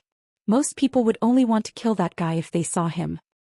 Would a normal person directly kill the person they hate? Of course, I'm super good at it. You, ya. Seeing Mikoto and Kinuhata Sayai quarreling for no reason, Frenda felt like she was looking at two kids who never grew up. She completely forgot that she was the one with the smallest stature in the room. She then turned to Shokuhu Misaki. Luckily Shokuhu was here, otherwise we would have to fight them. I made the right decision when I asked you to stay. Well, in a base like this, it's only a matter of time before something like this happens. Shokuhu Misaki tucked her hair behind her ear. She narrowed her eyes. I just didn't expect it to happen so soon. Mikoto and Kinuhata Sayai seemed to be tired of arguing. They glared at each other and turned their heads away. Mikoto happened to be on Shokuhu Misaki's side. Hearing this, she put one hand on her waist. We should have completely fallen out with them now, right? I don't think so. Kinuhata Sayai extended her hand. He clenched his fist, and on top of it, there was a mass of air that was invisible to the naked eye that was constantly compressing and rotating. At least with Shokuhu here, those guys won't be able to do anything to us, although I'm not afraid. They won't give up. Shokuhu Misaki said calmly, as long as we are here they will not give up. After all, the Misaka sisters are very efficient at hunting. They won't let go of the chance to get their hands on these 20,000 men. Shokuhu Misaki was smart enough to know that Marcus's real target wasn't the loot in their hands, but the entire Misaka sisters squad. Even though they had accumulated quite a lot of resources during this period of hunting, it was only a small amount. What Marcus and the rest really wanted was a Misaka army that did not have to carry out their so-called obligations and could hunt efficiently. Otherwise, Marcus's first sentence after blocking them in the open space wouldn't be to ask them to submit their resources. From this point of view, Pelosi from the Lori family gave them a good way out. He didn't let them follow his orders, instead he let them carry out their duties. Seems like he cared about the relationship between them and the Lori family. Then what should we do next? Mikoto said irritatedly, the longer we don't submit our resources, the more dissatisfied the people in the base will be with us. I'm afraid we'll get into a lot of unnecessary trouble. Of course there will be trouble. Shokuhu Misaki pursed her lips and said bitterly, it's because we've been hunting monsters for that bastard. Those resources should be able to give him a lot of points. Mikoto, Kinuhata Sayai and Frenda stopped in their tracks. Even Takitsubu Riku, who looked like she was about to fall asleep, lifted her head. Obviously the bastard that Shokuhu Misaki mentioned just now was the one she was talking about. Their mental state was shaken. The footsteps of the five girls were no longer as normal as before. Instead they were somewhat slow. Although the expression on their faces was still as thoughtful as before, this time, they were no longer thinking about the matters in the camp. Instead they were thinking about the detestable fellow they spoke of. Hey, that bastard seems to have returned. Mikoto pretended to be nonchalant and asked casually. Shokuhu Misaki couldn't help but snicker. Misaka-san, you should know better than I do, right? Every time I talk to Chuju and the others they always ask about you. I was just doing it in passing. Mikoto's voice got softer and softer as her face got redder and redder, attracting the giggling gazes of Kinuhata Sayai and Frenda. Just like that bastard said, Misaka-san is a tsundere. And now he's tsundere. He's tsundere. Don't talk about tsundere all the time. Mikoto yelled in exasperation. I'm not tsundere. Takitsubu Riku glanced at the three girls and gave up on asking. She walked up to Shokuhu Misaki and asked in a soft voice, is he in the academy now? Shokuhu Misaki shook her head helplessly and looked up at the sky. 2 days ago when I contacted Hinajiku, I heard that he seemed to have obtained a new ability and is currently cultivating it. He should be almost done with it by now. The next time I contact him I should be able to see his face through the crystal ball. Mikoto and the other girls' eyes lit up and they couldn't help but smile. Shokuhu Misaki calmly ran her fingers through her hair. This is a good opportunity to hear from him about the princess fiancé incident. The air instantly froze and the temperature suddenly dropped. The expressions of the girls also turned cold. The Misaka girl who was closest to the girls raised her head and said, according to Misaka's observation, Oniyama seems to have cheated on her again. Misaka 10032 came to the conclusion. Oniyama is a heartless man. Misaka 10031 came to the conclusion as well. Misaka 9982 seconded. Misaka 10777 seconded. Misaka 19090 seconded. In the end, all of the Misaka sisters agreed to the proposal. Hearing the girls whispering behind them, Mikoto, Shokuhu Misaki, Kinuhata Sayai, Frenda, and Takitsubu Riku looked at each other and couldn't help but burst out laughing. However, it didn't take long before Mikoto and Takitsubu Riku's laughter came to an abrupt halt. The laughter on their faces slowly turned into surprise. This feeling is... Mikoto's forehead flashed with electricity. Takitsubu Riku's pupils constricted and she started trembling. What's wrong? Shokuhu Misaki, Kinuhata Sayai, and Frenda surrounded the two girls. Did something happen? Well, I don't know if it's a good thing or a bad thing. Mikoto couldn't stop smiling. Before Shokuhu Misaki and the others could ask, she raised her head and looked at the sky. It's here. Almost at the same time as Mikoto's words, a gigantic airship slowly appeared in the sky, accompanied by a whistling whirlwind. It stopped right above the girls. Fraxinus. Shokuhu Misaki's expression changed drastically, then a helpless smile appeared on her face. I didn't expect it to come without a word. That guy is here. Kinuhata Sayai and Frenda exclaimed and they started laughing excitedly. Chapter 8:24. Looking at the figures appearing in the teleportation light, Mikoto and the rest could not help but feel excited. Even Shokuhu Misaki had a look of joy in her eyes. From the time Wu Yen brought Chuju and the others out of the behemoth forest to when Yukari returned to Gensokyo, to when Wu Yen completed the compulsory mission, it was about 2 weeks in the Spalier world. That's about 10 days. Although they hadn't seen each other for more than 10 days, Mikoto and the others felt as if a long time had passed. Even though they kept in touch with each other every day, they were still excited to see each other in person. Especially the figure standing at the head of the table. It attracted the gazes of the 5 of them. They couldn't move their eyes away. If Mikoto and the others were like that, then why wouldn't Chuju and the others be like that as well? Frenda Ne-san. Flandre-chan was the first one to cheer. She threw herself at the petite figure whose name is only one character away from hers. She almost pushed Frenda to the ground. Wah! Don't jump into my arms. Frenda said that, but she still reached out and hugged Flandre-chan. Her blue eyes were filled with love and helplessness. She believed that no one would hate Flandre-chan, except for those who are afraid of her strength. Mikoto. Chuju. Shokuhu Ne-san. Everyone. The girls hugged each other and enjoyed the joy of reunion even though they were just summoned. Kodori, Toka, and Yoshino, who didn't know each other for long, also did the same.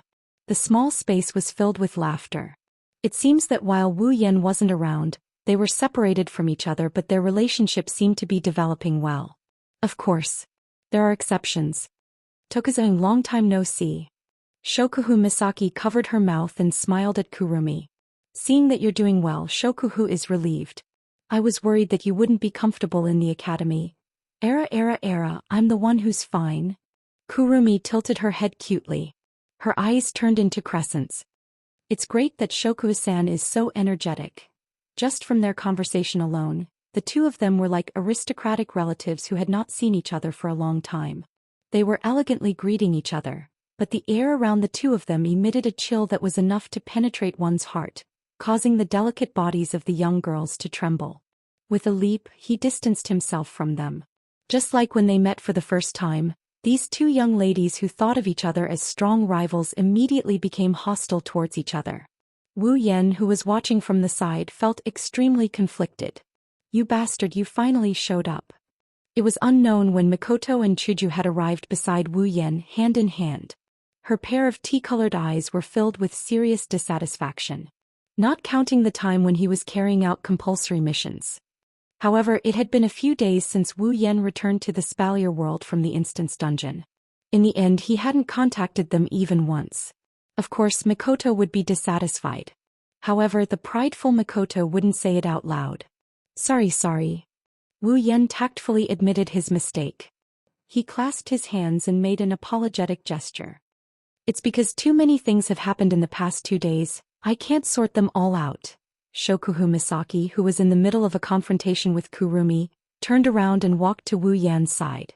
She also heard from Chuju about their encounter in the Imperial Palace, but she only got the gist of it. Using a crystal ball to communicate, even though it's not like Academy City or the modern world, it's still possible to be monitored. That's why Chuju couldn't tell them the secret Wu Yan obtained in the imperial palace. She only gave them a vague explanation to let Shokuhu Misaki and the others know the severity of the situation. What's wrong? Is it hard to solve? Wu Yan sighed when he heard this. It's not a problem, it's a problem of how to deal with it. Wu Yan shook his head when he saw Shokuhu Misaki's puzzled expression. Let's talk about the details later. Shokuhu Misaki nodded and her serious face changed into a half-smile. Since it's not convenient to talk about it here, Yan-chan, don't you think you should explain your private matters to us? For example, your engagement with a certain princess, or you're such a playboy. Which pretty bee did you piss off in this dungeon? When Shokuhu Misaki said that, Wu Yan knew he was in trouble. As expected, as soon as she said that, several cold gazes and 20,000 disdainful gazes landed on him. Wu Yan's back was drenched in sweat. Feeling the pressure, Wu Yan stiffened and looked at Shokuhu Misaki, who was still smiling. He tried to speak weakly. Jisama, I don't think it's appropriate to talk about private matters here. Era, is that so? Shokuhu Misaki smiled seductively. She reached out and stroked Wu Yan's chest. She then moved her lips closer to Wu Yan's ear. Then let's talk about it in private. Dear love, gulp. Hearing Shokuhu Misaki's seductive voice, Wu Yan felt a chill down his spine. He gulped and the girls around him snickered at him. Wu Yan could only sigh in despair. It seems like he'll have a lot of work to do in the coming days if he wants to appease these jealous girls. How nice would it be if pushing her down could comfort the girl? Behemoth Forest Camp inside a large tent. What? You guys graduated? Mikoto exclaimed. Yeah. Chuju smiled at Mikoto. Apparently, staying at Spalier World Academy no longer has much meaning for us, so we applied to graduate. Then why didn't you guys tell us? Kinuhata Sai, who was sitting on the other side of Mikoto, was dissatisfied. Don't tell me you don't plan to care about us anymore. Haha. It's just that we didn't have time to inform you. Chuju smiled bitterly. After all, we almost couldn't get out. Isn't that a pity? Shokuhu Misaki looked at Kurumi with raised eyebrows. You just entered the academy and you're applying to graduate? You must be tired. Era, I don't mind. Kurumi placed a finger on her lips and said to herself. As long as Aotsusama is here, it's fine. On the other hand, Shokuhu-san, I heard you spent a lot of effort to raise Starlight Queen. How can you just abandon her like that? Don't worry about it, it's fine. Shokuhu Misaki waved her hand. Sometimes power is more practical than people. All you need to do is say a word or two.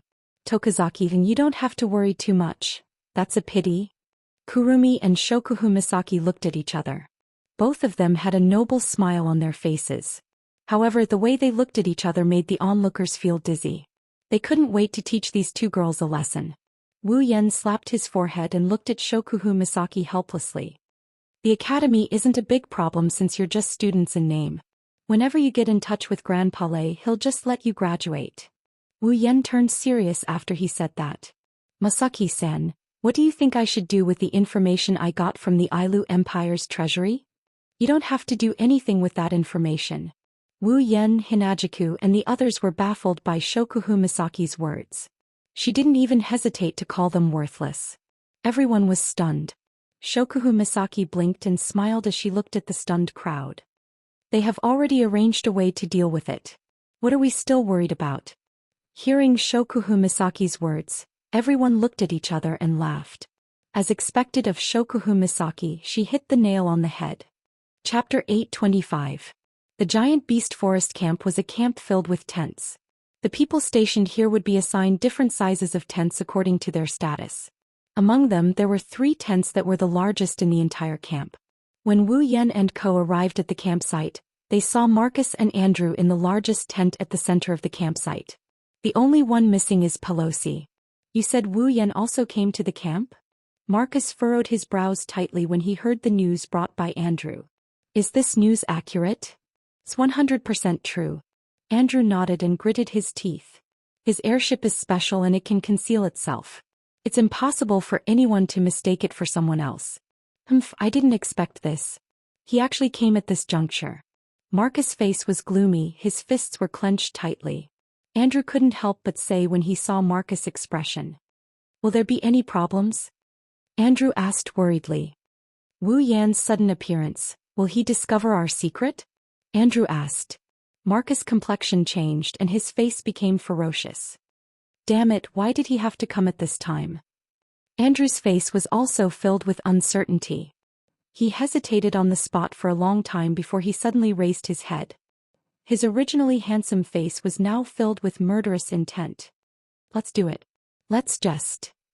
Although he didn't finish his sentence, the meaning he wanted to express was very clear. No.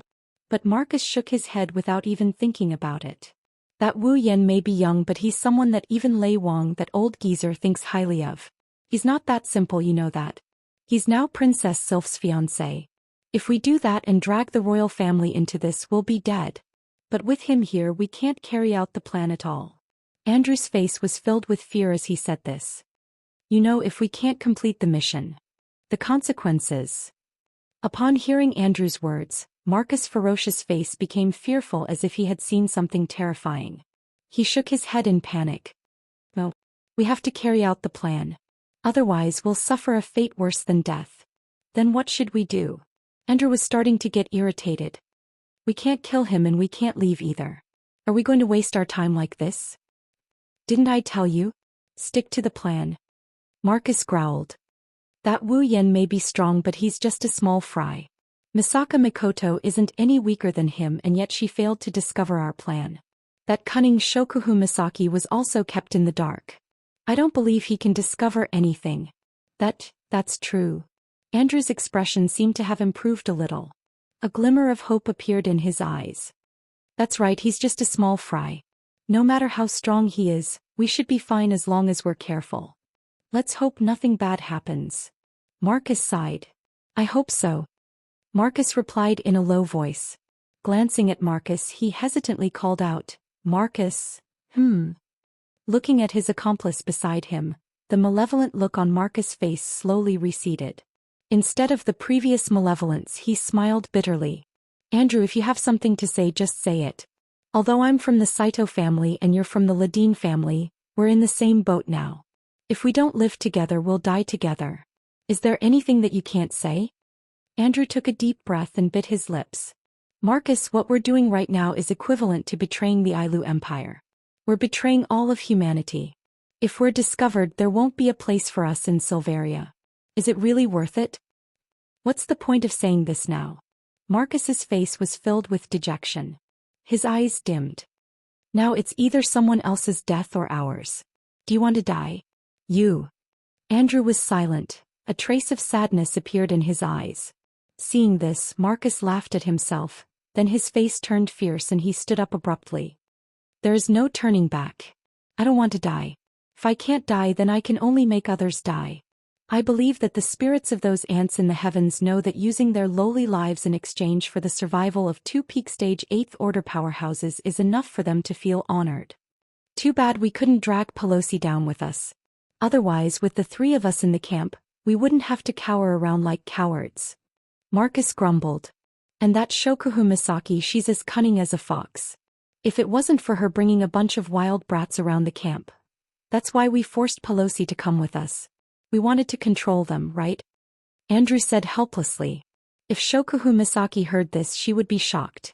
After all, she always thought that Marcus and the others wanted to control them because of their hunting ability. All right, you don't have to worry too much. Marcus waved his hand and looked at the ceiling of the tent. He muttered to himself. We only need to do this for ourselves. Right. For ourselves. Sigh. Andrew sighed and looked at Marcus. Then let's continue with the plan. Marcus nodded, then pondered for a moment and added. Just in case, let's keep a low profile. Keep an eye on Wu Yan and Shokuhu Misaki. We can't let them notice anything. I know that even if you don't tell me. Andrew smiled bitterly. He continued worriedly. I just hope they haven't noticed what's happening in the camp. Otherwise, things will get troublesome. Don't worry about it. Marcus smiled coldly. It hasn't been long since this incident happened.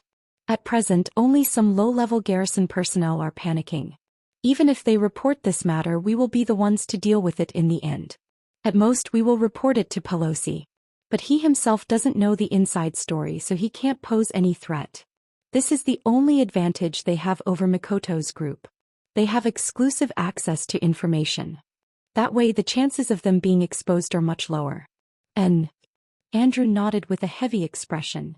But with the addition of Wu Yan and his women, their group is much stronger than ours. If only we could place some spies around them. You think I haven't thought about it? Marcus glanced at Andrew.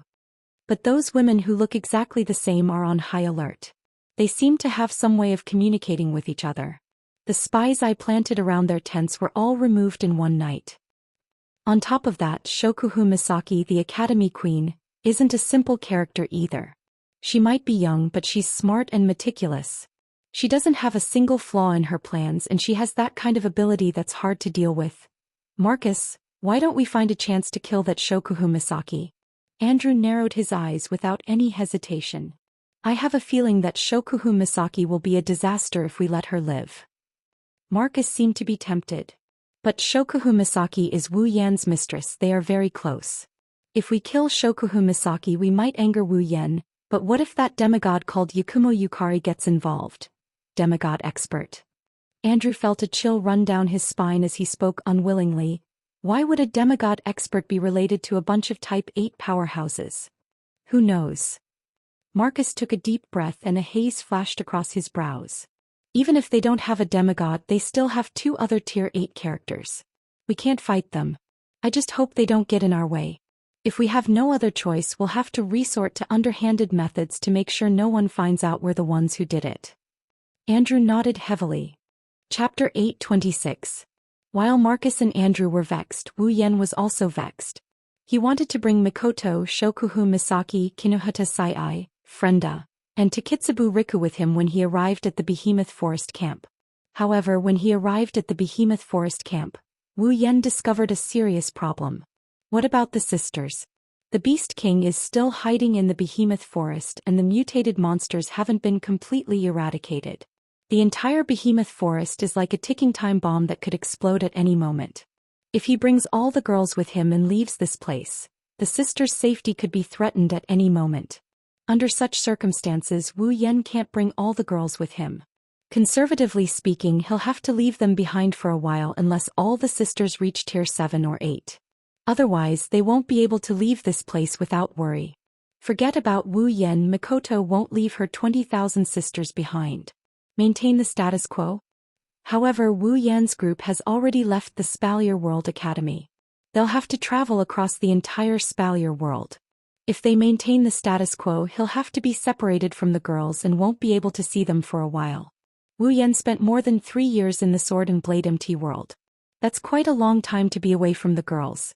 However, that's only if the time here is shorter. Wu Yan can endure being away from the girls for 3 years, but that doesn't mean the girls can do the same. They'll stay by his side without any complaints. They'll go through thick and thin with him, their lives are intertwined with his. It's fine when he entered this world since the time here is shorter compared to the Spalier world. He can't bear to let the girls experience the pain of being separated from him. Maybe he can bring 20,000 sisters with him? But that's 20,000 people, it's not a war. How can he bring an army like that around the Spalier world? Could it be that he would place his sisters in the biological containment device like before? This was also a good idea. Only if it was possible. Wu Yan really didn't want to do that. His sisters were finally able to live a normal life in the Spalier world. If he placed them in the biocontainment device, how would he be any different from Alistair? Of course, using his brain had always been Wu Yan's weakness. It's not that he's an idiot, it's just that by the time he comes up with a solution, Shokuhu Misaki would already be sitting on the sofa drinking tea. Therefore, Wu Yan could only entrust this troublesome problem to Her Majesty the Queen. This caused Her Majesty the Queen to be in a bad mood for a while, and she said, "Give me some time." After that, Her Majesty the Queen walked out of Wu Yan's tent and went somewhere unknown.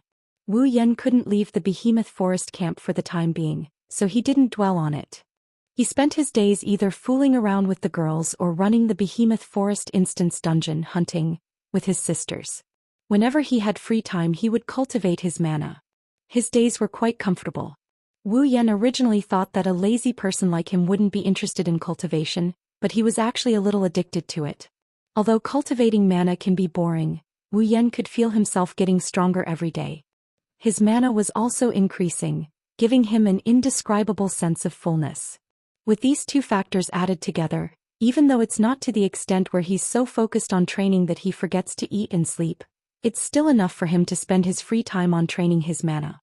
He's not that hardworking, but he's definitely not lazy.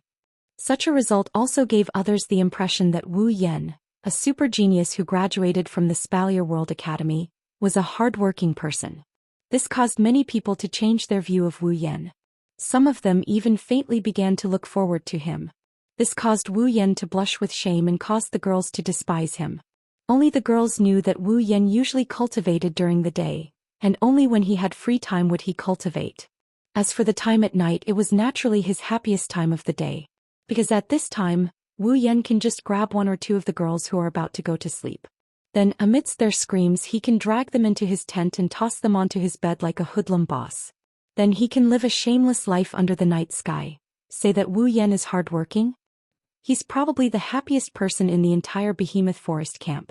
Just like that, a month passed in the blink of an eye. Shokuhu Misaki was sitting inside a tent, drinking black tea while tidying up her beautiful blonde hair. Beside her, Kinohata Sei, Frenda, and Takitsubu Riku were counting the spoils of war that their sisters hunted in the Behemoth Forest. After spending quite a bit of time together, the three girls who came from Academy City's Umbu got along quite well with Shokuhu Misaki. Normally, if one could see Shokuhu Misaki, one would be able to see the three girls behind her, and their relationship seemed to be quite good. He didn't know how Shokuhu Misaki did it, but Kinuhata Sai and the other girls seemed to be treating her like a second Mijino Shizuri. They only followed Shokuhu Misaki's orders. Even if Mikoto, Hinajiku and the others came looking for them, Wu Yan didn't use the word order to get them to do anything. Just like now, Kinuhata Sai, Frenda, and Takitsubu Riku were not only counting the spoils of war they hunted today, they were also organizing the information that their sisters gathered from the camp. There was one thing that Marcus guessed correctly: the sisters have a way to communicate with each other, the Misaka Network. But what he didn't know is that, strictly speaking, the Misaka Network isn't a way for the sisters to communicate with each other. That's because the Misaka Network exists to connect the sisters' minds and allow them to share information. Marcus thought that their camp's information wouldn't be leaked to the Misaka core, but reality slapped him hard in the face.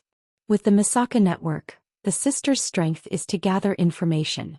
In the camp, some information that even Marcus didn't know about would be sent to Shokuhu Misaki every day.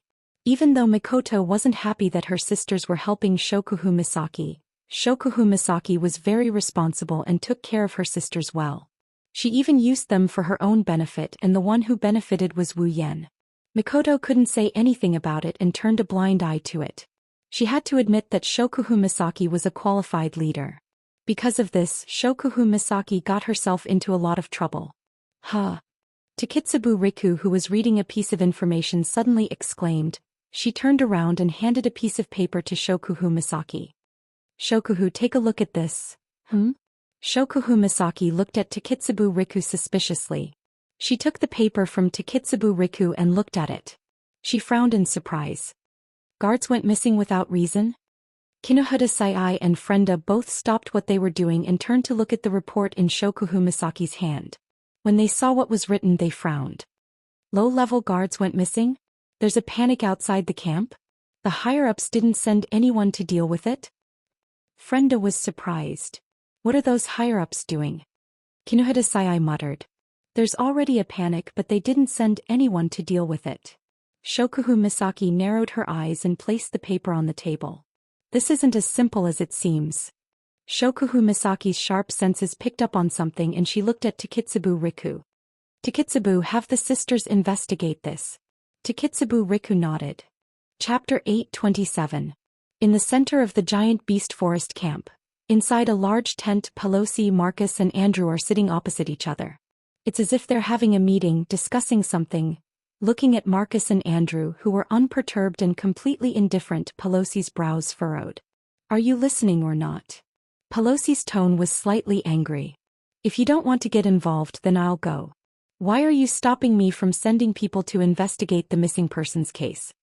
Stop. Pelosi, you're making a fuss out of nothing. Marcus glanced at Pelosi indifferently. It's just a few low-level people going missing. How many? Pelosi laughed out of anger. He slammed a piece of paper on the table. Look at the number of missing people reported by the higher-ups. How many of them are there? How many a day? And in the past month, more than 100 low-level personnel have been declared missing. Hearing this, Marcus narrowed his eyes slightly and exchanged a glance with Andrew. Andrew immediately understood and said to Pelosi, "Is this information accurate? It could also be a smokescreen set up by those who were ready to make a move." "Yes. That's right." Marcus nodded, then he sneered and said, "Don't forget those guys have been trying to take a bite out of us. They've been eyeing our position all this time. That's why we need to investigate, right?" Pelosi's face tensed up and he looked rather unsightly. Right now, the low-level outskirts of the camp have already caused a very serious panic. There are also rumors that it's some kind of plague or the revenge of some unknown magical beast. It's making people uneasy. Even hunting in Behemoth Forest has decreased a lot. Pelosi glanced at Marcus and Andrew with a serious gaze. "We can't let this drag on any longer. We need to control the situation when it's still light and find out the cause. When the influence spreads, I'm afraid that the entire operation of the camp will be paralyzed or even abandoned." "Marcus, Andrew." Pelosi stood up and looked down at the two people opposite him. He said in a low voice, "If you don't want to interfere, then don't stop me from interfering. Otherwise, if something really happens, the responsibility is not something we can bear." After that, Pelosi turned around and walked towards the exit of the tent. Before he left, he even took the piece of paper with him. It was obvious that he was going to investigate this matter. When Pelosi turned around, Andrew abruptly raised his head, killing intent flashing in his eyes. A faint mana fluctuation started surging from his body as if it had awakened. Marcus put his hand on Andrew's shoulder. With a slight push, he pushed Andrew back into the chair. He stared at Pelosi's back in silence until he walked out of the tent. Watching Pelosi walk out of the tent, Andrew looked at Marcus with some dissatisfaction. "Why didn't you let me do it?" "Do it." Marcus turned his head. "You're confident you can take him down without anyone noticing?" Andrew choked, then retorted, "That's better than letting him find out the truth." "Finding out the truth?" Marcus chuckled. "Did you leave any traces behind when you attacked him?" Of course not." "Then there you have it." Marcus rested his chin on his hands. His eyes curved into a sinister smile. "With our strength, it won't take us much effort to take down a few low-level personnel. Pelosi won't be able to find out the truth if we didn't leave any clues behind. If you attack him now, you'll only cause more trouble. It's the same as admitting your guilt." Marcus' words were like an alarm bell that rang in Andrew's heart. He was shocked. Cold sweat dripped down his back. I almost ruined everything." Seeing Andrew's expression, Marcus knew that he had calmed down and patted him on the shoulder. "Now we can't even take a single wrong step. Once we do, we'll be doomed eternally. You're under too much pressure and made a mistake in your judgment. This isn't your fault, but don't make the same mistake again." Andrew looked at Marcus gratefully. He wiped the sweat off his forehead. "Thank you, Marcus. I've been too impulsive recently." Marcus smiled, but his heart was bitter. Just like Andrew, he was under a lot of pressure. However, he was different from Andrew. Andrew was a little crazy under the pressure. On the other hand, he was calmer and calmer. This was because he knew that he had to deal with things calmly. "It's too early to celebrate." Marcus sighed. "Although we're confident Pelosi won't be able to find out anything, it'll be bad if something unexpected happens. We can't afford to make any mistakes. It's best if we restrain ourselves."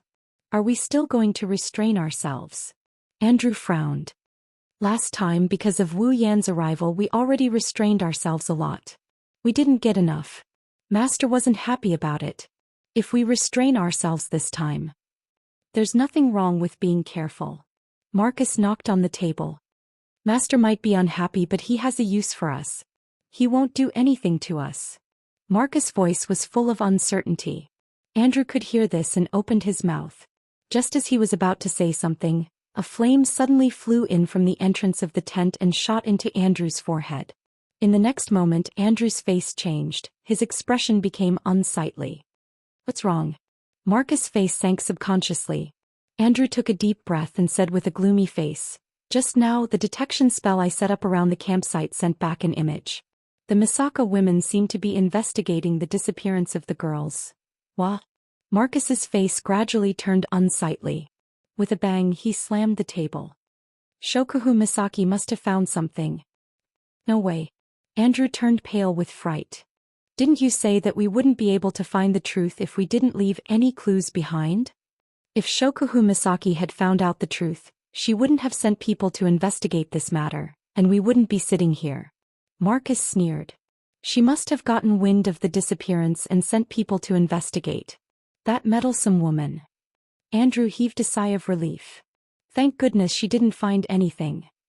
That might not be the case. Marcus' eyes flashed with a sharp light. Don't forget that woman's ability is to control people's minds. She's all-pervasive. If she continues to investigate, she might really discover something. Then, what should we do? Andrew had completely lost his sense of propriety, which made Marcus despise him. After all, he was the second most powerful person in the Ladine family, other than the patriarch. Marcus did not expect him to behave like this when something happened. Although he was disappointed, Marcus still said with a grin on his face, "Now that things have come to this, let's be careful and kill Shokuhu Misaki. Is there no problem?" Andrew couldn't help but ask. Marcus only sneered at him.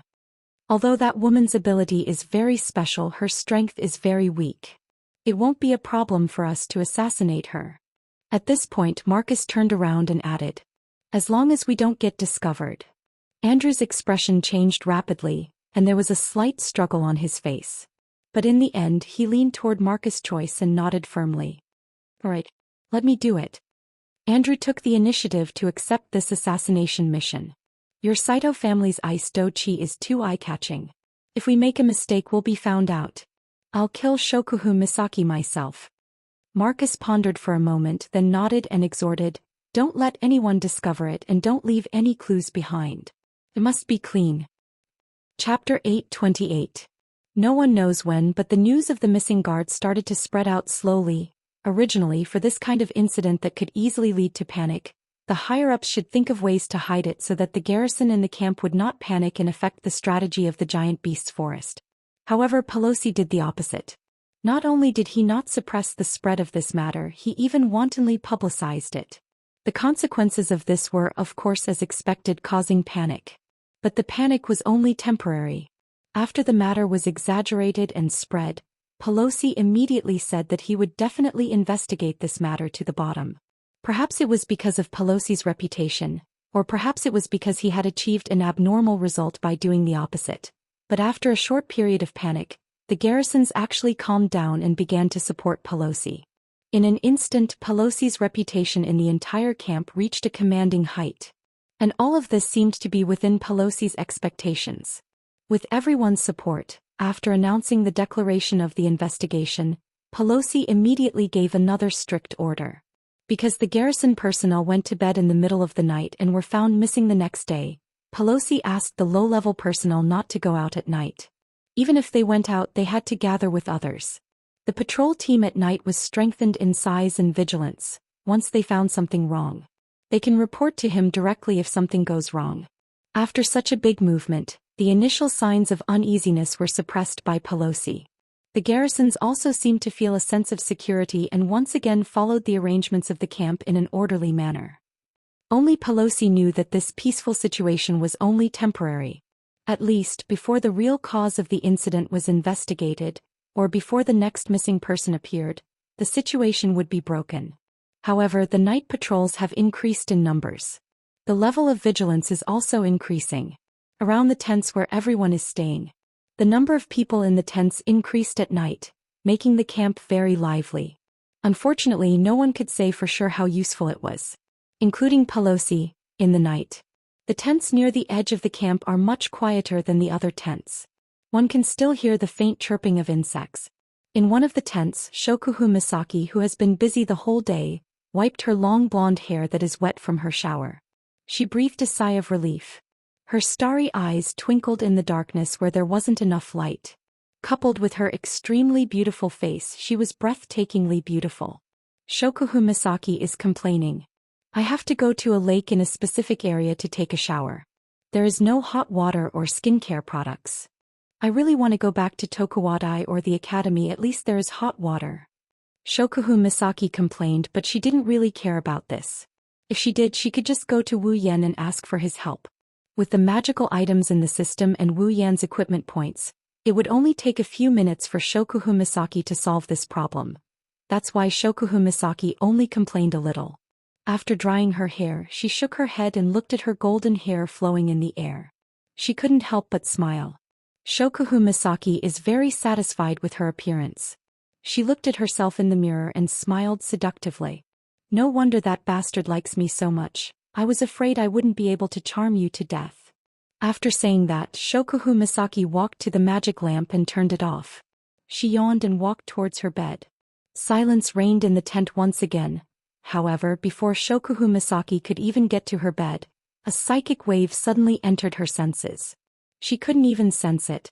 Shokuhu Misaki's yawn froze when she felt the psyche wave. Her eyes widened. Shokuhu Misaki's ability can sense psyche waves, but she can't determine the person's identity based on the psyche wave. However, judging from the erratic trajectory of the psyche wave, the possibility of it being someone she knows is close to zero. Shokuhu Misaki is certain that the person is not friendly. Shokuhu Misaki's sleepiness disappeared in an instant. She turned around and looked at the entrance of the tent. She clenched her fist and her face tensed up. It's here. At the same time, a mass of black gas suddenly drilled into the tent from the outside, and instantly gathered into a black cloud.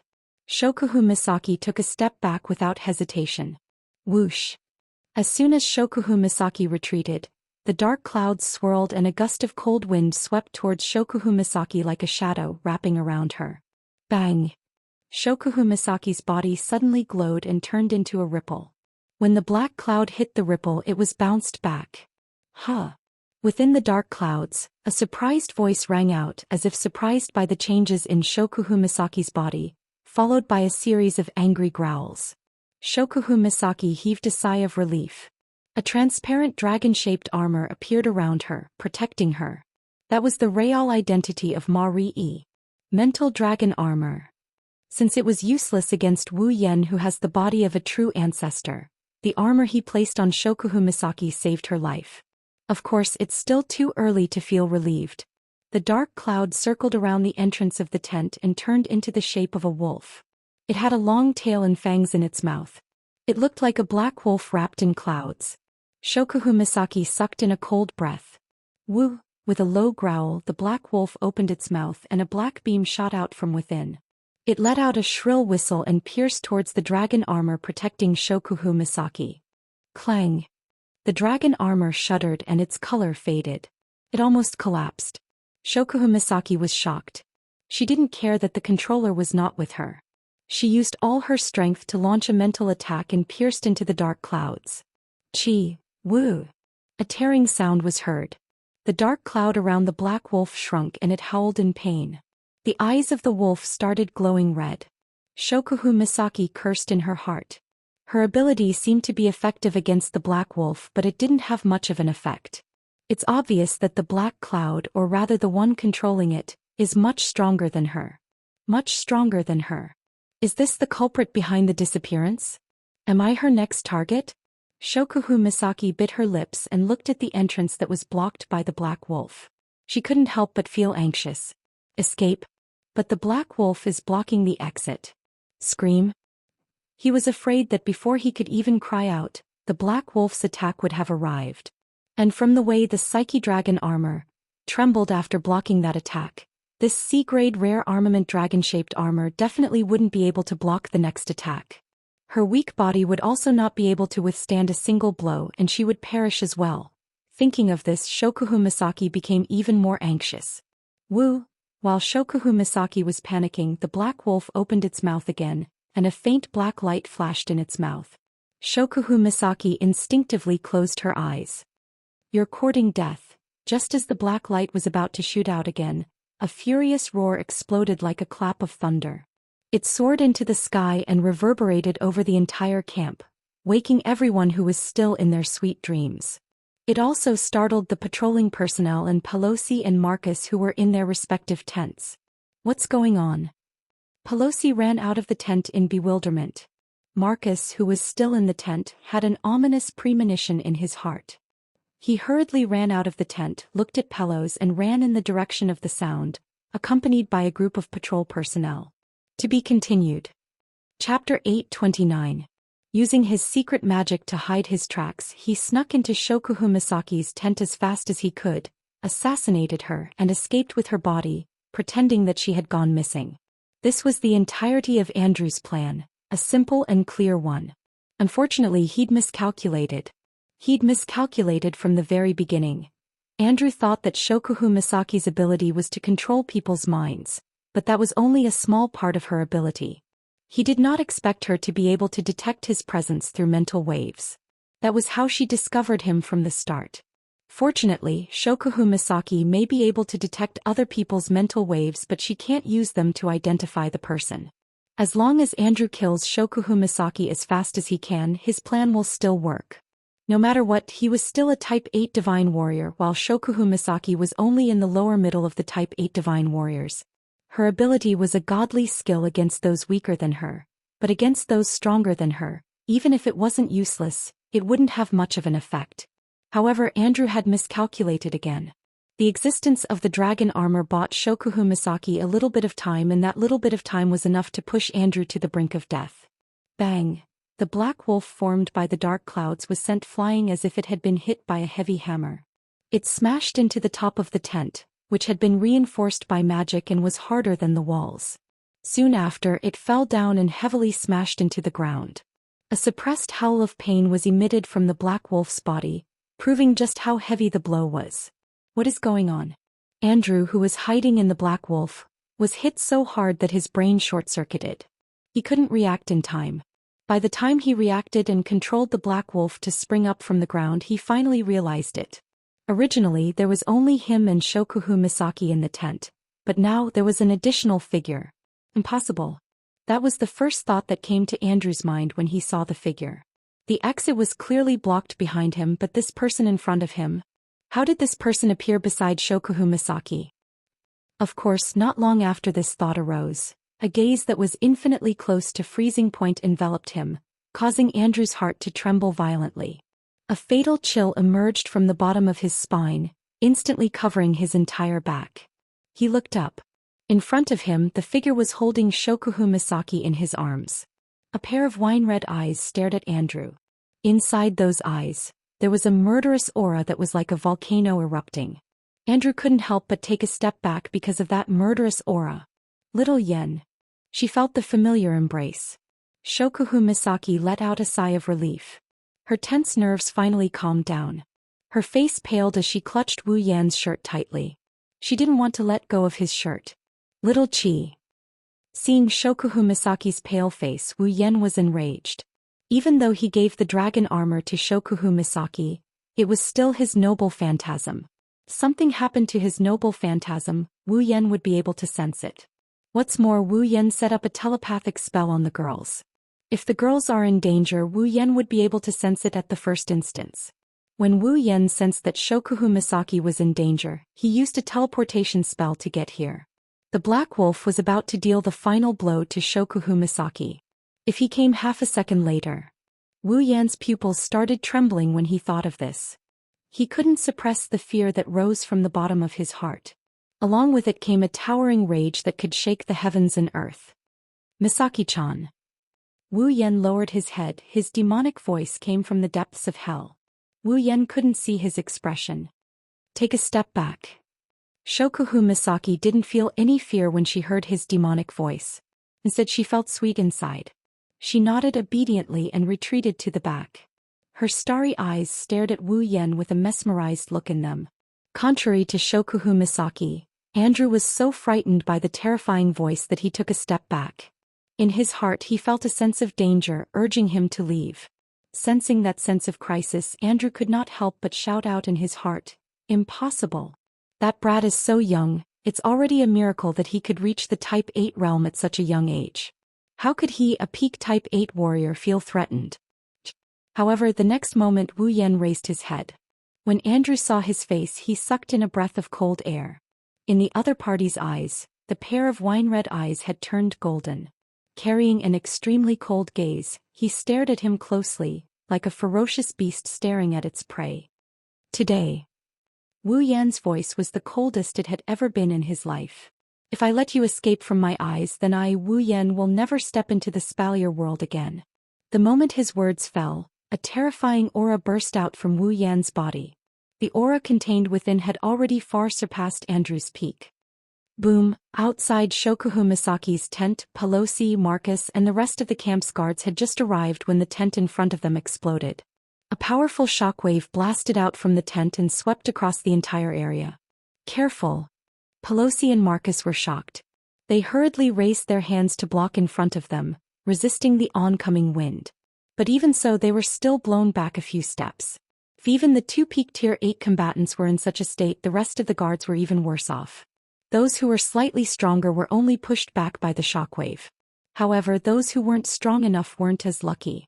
They didn't even have time to circulate their do chi or mana before they were blown away by the shockwave. In an instant, it was as if the entire camp had been swept by a tornado. The sky was filled with broken pieces of rubble from the ground. Some figures were even blown into the sky by the strong wind and then smashed onto the ground. Wails of pain rang out everywhere. Not long after, the entire camp was filled with the wails of the garrison members. What a powerful force. What the hell is going on? Pelosi and Marcus looked in front of them in horror. The shock wave from the explosion of the tent had passed, but the place was covered in smoke and dust.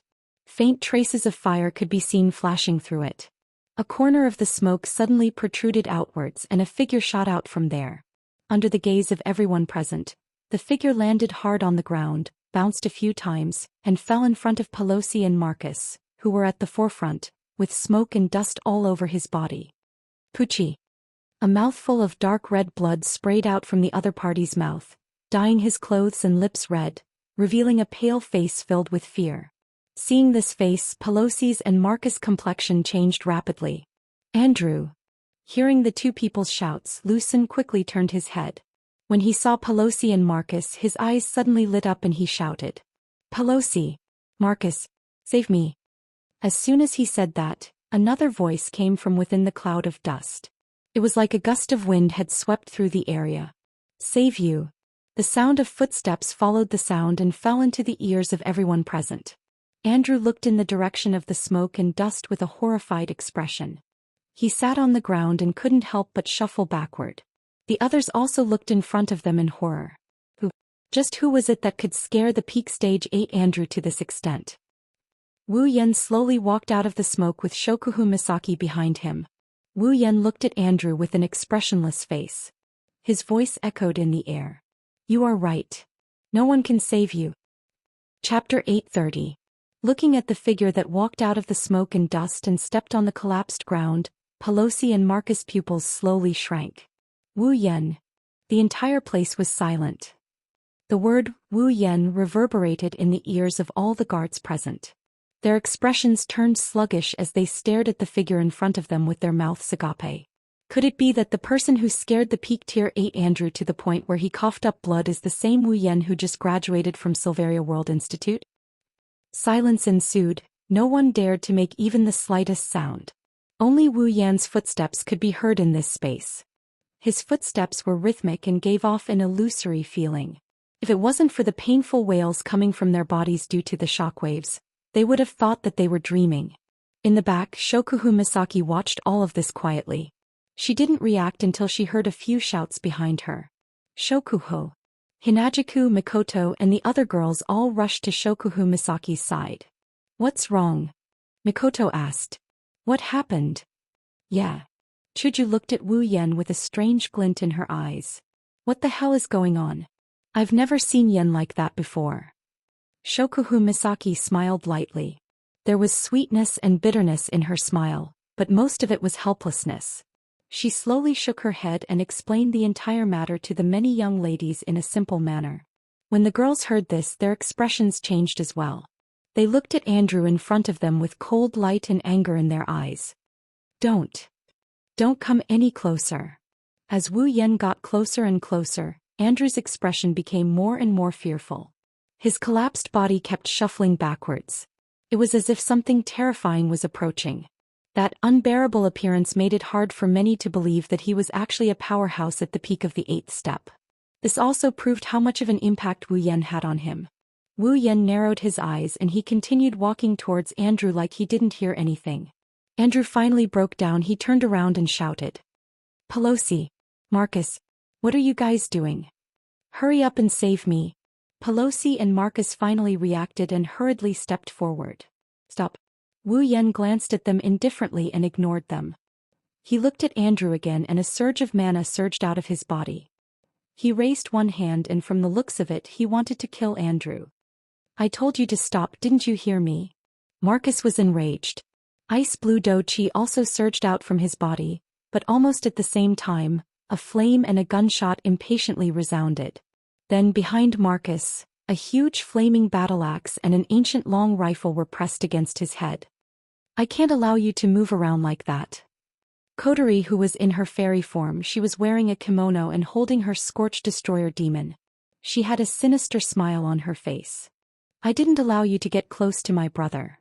It's rare for Lord Husband to want to make a big fuss. Kurumi, who was wearing a black and red gothic princess dress and a pair of ponytails of different sizes, revealing 2 pupils of different colors, one red and one gold, was also holding her own angel. She pressed the rifle against Marcus's head and licked the corner of her mouth devilishly. Hey, can you please not disturb him? Marcus' figure stiffened. The ice-attributed chi on his body also stagnated as if it was being choked, and a drop of sweat slid down his forehead. When did these 2 women? Marcus!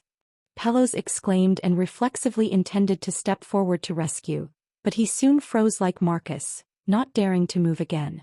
The reason was naturally because of a blue light sword and a slender hand that had been placed on his neck at some point in time. It was Icaro Sinistria. Stand here and don't move. Astria's usual liveliness was gone, her beautiful face was taut with tension. If you move I will cut you down. Icaros didn't say anything. She just stared straight at Pelosi's face with her crimson pupils. Looking at this beautiful face in front of him, Pelosi didn't doubt that if he moved, his neck would definitely be broken by her. 2 peak tier 8 combatants fell into the hands of Kotori, Kurumi, Icaros, and Astria in the blink of an eye. The surrounding guards all took a step back. Seeing that the 3 strongest people in charge of their own camp had fallen into the hands of others, they were at a loss. They didn't know what to do at all and for a moment it almost caused chaos. Plozizama. Marcus Sama. Bendersama. Quick. Save the 3 lords. Let go of the lords. Calm down all of you. Pelosi raised his hand and shouted. Everyone do not act rashly. Hearing Pelosi's words, the crowd slowly calmed down. In the end it didn't cause any real chaos. However, Pelosi and Marcus's expressions were quite unsightly. Perhaps they didn't expect that they would be taken down by a few little girls in a single move. Pelosi. Marcus. Andrew's expression changed drastically when he saw this. It was also at this moment that a foot kicked him in the chest. Boom. Andrew howled miserably. His body flew out in a beautiful arc and crashed into the ground not far away. Then the foot that kicked him came down from the sky and stomped on his chest. The ferocious force caused the air in Andrew's chest to leak out of his mouth and nose. He almost suffocated. Andrew. Pelosi's face trembled and Marcus shouted angrily. Ian, do you know what you are doing? You shut the F***ck up. Wu Yan roared at Marcus in a fit of rage. Marcus was stunned by Wu Yan's roar. His face turned from green to white. It's an ugly sight to behold. He, Marcus, has never been scolded by anyone before. Not even his elder brother, the patriarch of the Saito family. You. Marcus's face was ashen. He wanted to flare up, but the cold muzzle of the gun and the scorching hot battle axe behind him forced him to endure. Thus, his ashen face turned red again and his heart was filled with hatred. Humph. Wu Yan coldly snorted. He looked at Andrew, who is still struggling under his feet. He exerted some force on his foot and Andrew groaned in pain. His struggle weakened as well. Speak. Why did you kill Xiaoqi? Suppressing his violent emotions, he continued in a cold tone. Based on your answer, I can give you a quick death. No. No. Andrew was terrified by Wu Yan's ferocious look. He shook his head and screamed. I don't want to die. I don't want to die. Wu Yan. Calm down. Pelosi was shocked by Wu Yan's words. He shouted at him. There must be some kind of misunderstanding. Please don't do anything rash. Marcus gritted his teeth. He suppressed his anger and growled. This is the Ailu Empire's camp. Andrew is one of the people in charge here. Are you trying to commit a crime by killing him? Wu Yan laughed out loud. His voice was unusually cold. Crime? Then wait until I kill him. Then you can punish me. What? Pelosi shouted. Wu Yan, there must be some kind of misunderstanding. Don't kill the wrong person and cause unnecessary trouble. Misunderstanding. Wu Yan looked at Andrew coldly. Fine. Tell me, why did you appear in Xiaoqi's tent and try to kill her? Chapter 831. From the roar in the sky to the arrival of everyone in the camp, the explosion of the tent, the subduing of 3 peak rank 8 powerhouses, and the chaos that ensued, the entire process took only about 10 minutes. Everything happened too suddenly and too quickly. Even now, some people were still in a daze, unable to comprehend the situation. Similarly, Pelosi was no exception. Only Marcus, who was subdued by Kodari and Kurumi, knew what was going on. Only then did he know why things had developed to this point. Either Andrew didn't do his job well, or he was discovered in the middle of the attack. In the end, not only did Shokuhu Misaki not die, but she also ended up like this. Things couldn't be worse than this situation right now. Marcus acted like he didn't know what happened, but inside he was worried sick. He wasn't afraid that the situation in the camp would become chaotic. What he was truly afraid of was that if something really happened to Andrew, then it was very likely that everything behind this would be exposed. He might even be dragged into this mess. At that time, the situation would truly become serious. Therefore, no matter what, either Andrew died before he could say anything, or he absolutely could not let him die. Of course, the former wasn't so easy to achieve. Even with Marcus' insidious nature, he couldn't find a way in this situation. So Marcus simply chose the latter. Wu Yan. Marcus glanced at Andrew, who was being stepped on by Wu Yan, and he took the initiative to speak up. You said Andrew wanted to kill Shokuhu Misaki. Do you have any proof? Yes. Yeah, Wu Yan. Compared to Marcus, Pelosi, who was kept in the dark, is much more cautious. Andrew is one of the people in charge of the camp. He doesn't have any grudges with Shokuhu-san. They rarely interact with each other. Why would he want to kill her? There must be some misunderstanding. Ha! Wu Yan mocked. He didn't try to hide the anger in his heart that hasn't been extinguished. Are you saying there's something wrong with my eyes? How could I be wrong about what I saw with my own eyes? Sensing the fury in Wu Yan's tone, both Pelosi and Marcus sighed inwardly at how troublesome this is. A person in a fit of rage is usually unable to think rationally. It would be much harder for him to talk and negotiate a verdict. Wu Yan's rage is boundless and his rationality is on the verge of collapse. I'm afraid he won't listen to them. They didn't know how important Shokuhu Misaki and the girls were to Wu Yan. Wu Yan wasn't just angry at Andrew, he was also angry at himself. He was angry at himself for not being able to make it in time. Even if he used his teleportation ability. Fortunately, Shokuhu Misaki didn't die. Otherwise, even Pelosi and Marcus, who stood up for him, would be implicated, let alone Andrew. They had to endure Wu Yan's anger. You saw it with your own eyes. It won't be convincing to others. Marcus looked at Wu Yan's face. Unless there's someone who can testify. Wu Yan's expression turned cold. Shokuhu Misaki sighed. She stood up. Then if the victim testifies, it should be more convincing, right? Shokuhu Misaki continued. Indeed, it was this person who snuck into my tent and tried to kill me. Kill you? Then how come nothing happened to you? Before Shokuhu Misaki could finish, Marcus interrupted her. Andrew is a peak type 8. Miss Shokuhu, I recall that you are not even a peak type 8 yet. Let alone a peak type 8. A peak of the 8th step sneaked into the residence of someone who isn't even a high 8th step, and even used assassination methods, yet he didn't even cause the slightest bit of harm to that person. The corners of Marcus' mouth curled up. Miss Shokuhu, this doesn't make sense. The crowd began to whisper among themselves. Some of them even nodded in agreement, thinking that Marcus was right. But who would have thought that Shokuhu Misaki just looked at him with a faint smile and said, "That's right." A peak type 8 being trampled on by a 25-year-old who just graduated from an academy. That doesn't make sense. Marcus choked. Even Pelosi choked. They knew that Shokuhu Misaki was mocking their so-called strength theory. Let's put aside whether it makes sense or not. Marcus muttered to himself before he spoke to Wu Yan. You should at least let Andrew explain himself. That's right. Hearing Marcus' words, Andrew seemed to have regained his senses. He pushed against Wu Yan's foot and shouted. I didn't kill Shokuhu Misaki.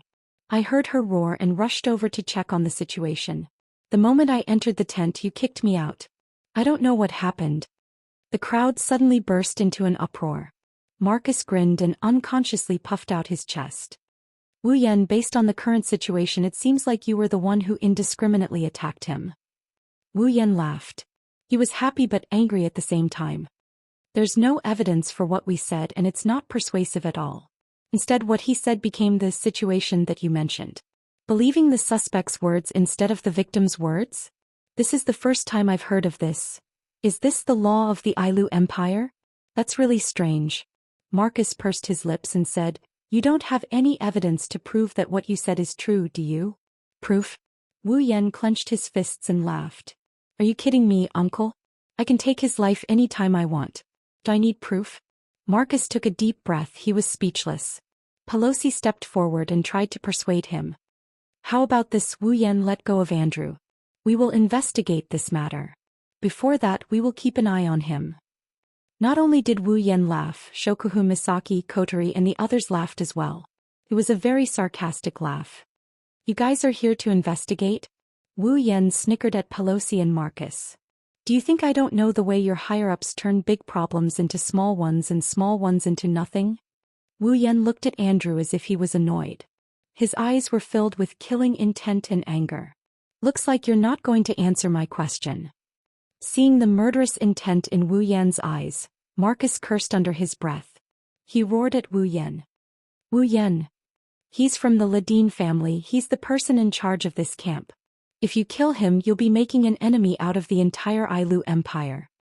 Enemy. Enemy. Enemy. Marcus' roar echoed through the silent camp. The atmosphere turned heavy. Even Wu Yan lowered his head in silence. Looking at Wu Yan's silence, Marcus thought his words worked. Little did he know he said the stupidest thing he could have ever said. Wu Yan's lips curled into a dangerous smile. He slowly raised his head, his eyes turned golden once more. In the next moment, a dense blue and white electric light burst out from his body. The fatal electric current passed through the foot that was stepping on Andrew's chest and into his body without leaving a trace behind. Andrew let out a blood-curdling scream. After a short while, his entire body turned into charcoal under the electric current. Wisps of smoke rose from his charred body. Andrew's aura disappeared without a trace. There was nothing left to hold him back. Time stopped at this moment. You. Pelosi and Marcus stared at Wu Yan in disbelief. Wu Yan's golden eyes reverted back to their burgundy color.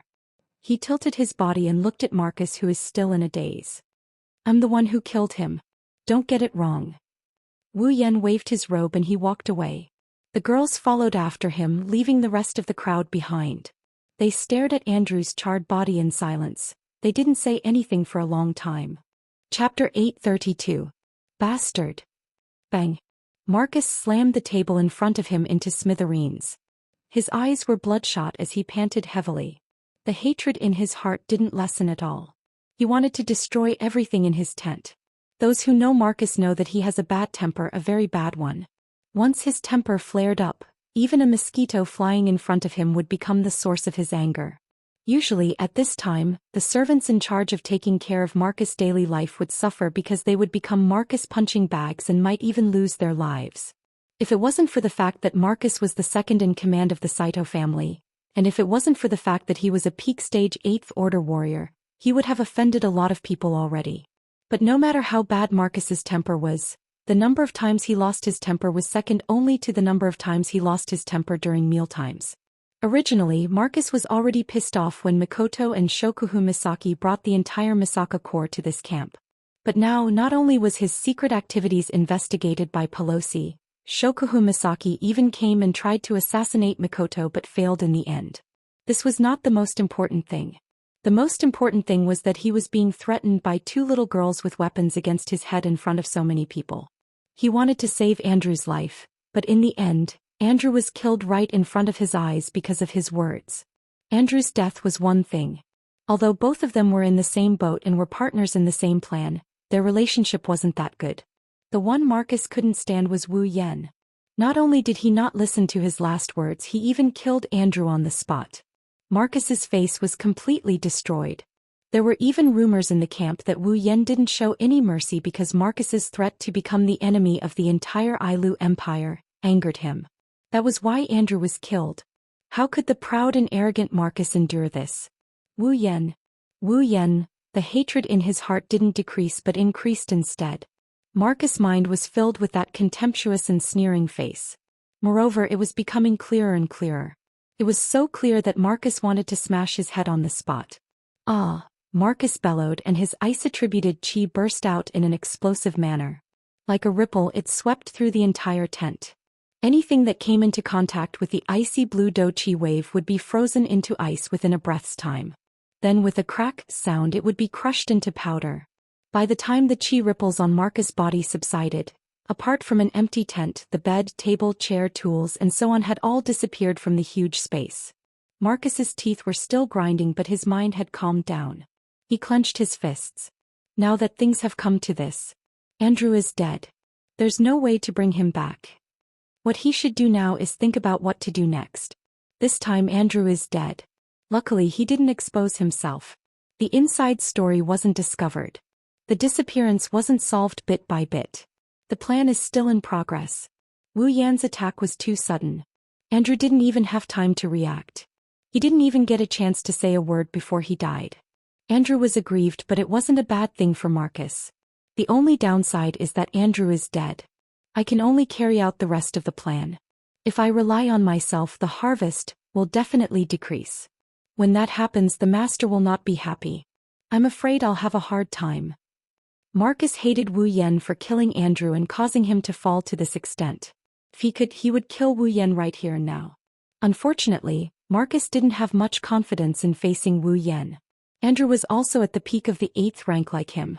Even if he had Ice Do Chi and Andrew was weaker than him, he didn't dare to say that he could kill Andrew without any injuries. But Wu Yan did it. Then he can be sure that Wu Yan's strength is above his. To be able to kill a peak of the 8th rank without any injuries, could it be that Wu Yan has already reached the 9th rank? No. That's impossible. Marcus subconsciously avoided this guess.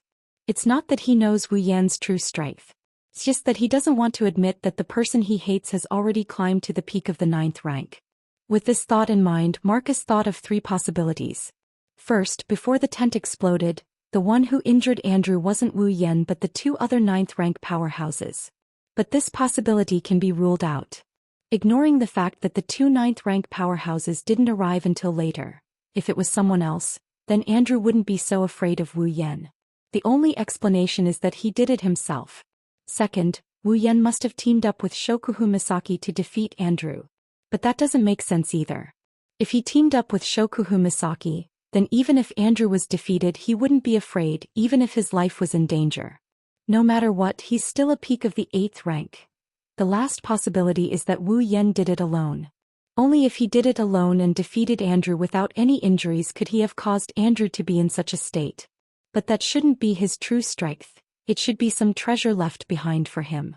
For example, some medicine that can temporarily increase his strength or a high-grade armament. This possibility is high. After all, his nephew who participated in the Beast King incident with Wu Yan said that he has a medicine that can temporarily prevent injuries. With that medicine, defeating Andrew shouldn't be difficult. Furthermore, his nephew also said that Wu Yan has a gold armament. That was an armament that even he and even his elder brother, the Patriarch, did not have. Normally, gold armaments can only be obtained after reaching the 9th rank. For example, his father, the previous head of the Saito clan, had a gold armament. Other Type 9 powerhouses also have one. Other than Type 9 powerhouses, it's almost impossible for a Type 8 to have a gold armament. Come to think of it, in the Spalier World Academy, Only Princess Sylph managed to obtain a gold armament during the auction. Others like Kaya and Jafar, who were the pillars of the royal family, did not manage to obtain a gold armament even though they were also at the 8th rank. One can imagine how valuable a gold armament is. Wu Yan must be a Type 8 powerhouse. To be able to become the strongest student in the Spalier World Academy, he must be stronger than Shokuhu Misaki. Shokuhu Misaki was a mid-Type 8 while Wu Yan should be a high Type 8 powerhouse, or even a peak Type 8. A high rank 8 warrior with a gold armament would be able to defeat a peak rank 8 warrior without a gold armament without a single injury. That would not be impossible. There are 3 possibilities, but Marcus didn't consider them. Wu Yan has been using his true strength since the beginning. To defeat a peak Type 8 powerhouse without any injuries, Wu Yan doesn't need to reach the 9th rank. With endless martial arts and the true ancestor's bloodline, he could already challenge those of a higher rank when he was still at the peak of the 7th rank. Now that he has mana and an endless supply of spells, if he still can't defeat someone of the same rank, he'll be dead. Marcus took a deep breath and calmed his heart. Then he turned around and walked out of the tent. Chapter 833. Today's Behemoth Forest camp is much more orderly than usual. It's a little more oppressive than usual. Every guard couldn't help but recall what happened last night. When they passed by Shokuhu Misaki's tent, they couldn't help but glance at the empty space in front of them. When they saw the black marks on the ground, they couldn't help but feel fear. A peak rank 8 warrior, a member of the Ladin family, one of the 3 great families of the empire, one of the leaders of the Behemoth Forest camp. Just last night, right in front of their eyes, he was killed while still alive. The culprit is still in the camp, he hasn't left. The other 2 leaders and the guards sent by the Ladin family didn't go after him. All of this was beyond the comprehension of these ordinary guards. They didn't know what the higher-ups were thinking. Why would they allow a murderer who killed the person in charge of the camp to continue staying in the camp? Why would no one bother him? But they had a feeling that a storm was coming. Coupled with the horrifying disappearance of the low-level garrison, although the camp was still operating normally, an oppressive atmosphere lingered around the entire camp, causing everyone's heart to feel heavy. If this continued, it was likely that after a certain period of time, the pressure would accumulate to the point where their nerves could not bear it. In that case, it wouldn't be strange for the guards to go crazy. Noticing the situation in the camp, Pelosi started contacting the Ailu Empire's royal family, leaving aside Marcus' actions for the time being. Regardless of the situation in the camp, the mysterious disappearance, or the death of Andrew from the Ladin family. If it was just 1 or 2 items, it would be fine, but if they were all added up, even Pelosi felt a little overwhelmed. If he didn't ask for permission, he was afraid that he wouldn't be able to hold on. Especially when it comes to Wu Yan. Andrew from the Ladin family was killed. This is a huge matter. Andrew was a peak rank 8 warrior, and his position in the Ladin family was second only to the Patriarch. Other than the Patriarch and the rank 9 powerhouse behind the scenes, Andrew was the head of the Ladin family. Pelosi can imagine how angry the Ladin family would be if such a person was killed while he was in charge of the camp. If things go wrong, the relationship between the 2 sides would be irreparable. Pelosi obviously couldn't care less about this level of problem. After all, on the surface, Andrew was still managing the camp for the Ailu Empire, helping the imperial family. The one who killed him was the fiancé of the Ailu Empire's imperial family. Thus, Pelosi had no choice but to ask for the imperial family's permission. The Spalier world uses crystal balls to communicate as long as the crystal ball's function is strong enough. No matter where they are, they would be able to communicate with people far away. Andrew's death may have only happened yesterday, but it was already known by almost everyone in Ailu Empire. Of course, the Ladin family was one of them. The entire Ladin family was furious. Not long after Pelosi reported the situation, the head of the Ladin family had already reported it to the Ailu Empire's royal family. They had no choice. They wanted to cause trouble for Wu Yan. They wanted nothing more than to kill Wu Yan. However, even though the Ladin family was powerful, if they really went all out against Wu Yan's group, then Wu Yan himself would be a problem. Akaros and Flandrachan, these 2 rank 9 warriors, were the first obstacle they had to overcome. The Ladin family, on the other hand, only had 1 rank 9 warrior. Not to mention, behind Wu Yan's group was a demigod warrior whose whereabouts were unknown, Yakumo Yukari. Go to their doorstep? The patriarch of the Ladin family must have eaten something wrong to do this. They had no choice but to go to their parents. However, Wu Yan's group didn't belong to any faction in the Spalier world. Therefore, the only thing the Ladin family could do was to go to the imperial family. After all, Wu Yan was the imperial family's son-in-law. Because of this, Kite was already having a headache. The Stage 9 powerhouses of the Ladin family had already brought up the idea of killing one of their family's top combatants multiple times in the council meeting. They would definitely not let this matter rest. Andrew's death happened while he was guarding the giant beast forest camp. Strictly speaking, he was working for the Ailu Empire. His death wasn't just a matter of the Ladin family, it was a matter of the entire empire. Even the Ailu Empire's royal family and the other two families couldn't stay out of it. Therefore, the Ladin family's rank 9 warrior took the opportunity to propose a collective punishment for Wu Yan. But who would be stupid enough to go along with him? If anything went wrong, Yakumo Yukari would come for revenge. Moreover, the Ailu imperial family and the Lori family were on good terms with Wu Yan. They wouldn't agree to punish Wu Yan. Similarly, other than the Ladin family, the Saito family was also on bad terms with Wu Yan. After all, Yukari severely injured a rank 9 warrior of the Saito family in front of the council. The Saito family's Bing Ling also ran into a wall with Wu Yan many times. Bing Mian almost died because of Wu Yan. Although it was his own doing, he reaped what he sowed. Therefore, there were 2 votes against and 2 votes for the punishment. This matter escalated to the point where the 12 rank 9 warriors of the academy were dragged out. Of course, there was no conclusion in the end. Yakumo Yukari was an obstacle that no one could ignore. The Ladin family could only return to their home base with a heart full of grievances. However, since the matter had escalated to this stage, many people couldn't stay out of it. The Ladin family wouldn't let this matter rest either. The Ladin family couldn't afford to offend a demigod warrior. They wouldn't dare to cause too much trouble, but they wouldn't mind giving out a little bit of trouble. In the central area of the giant beast's forest, outside Pelosi's and Marcus' tent, the guards sent by the Ladin family were already standing there. Chase them out! Chase them out! Chase them out! Chase them out! The members of the Ladin family were all gathered in the campsite, and they raised their armors while shouting at the 2 people in charge who were standing at the entrance of the tent. The surroundings were filled with people who had come to watch the show, and many of them could roughly guess what was going on. Pelosi and Marcus glanced at each other, shook their heads and sighed. Pelosi had a troubled look in his eyes, while Marcus was completely gloating. "Be quiet." Pelosi frowned and shouted coldly, "What do you think this place is? Is it downtown?" Pelosi's scolding had some effect. The crowd gradually quietened down, but they didn't leave.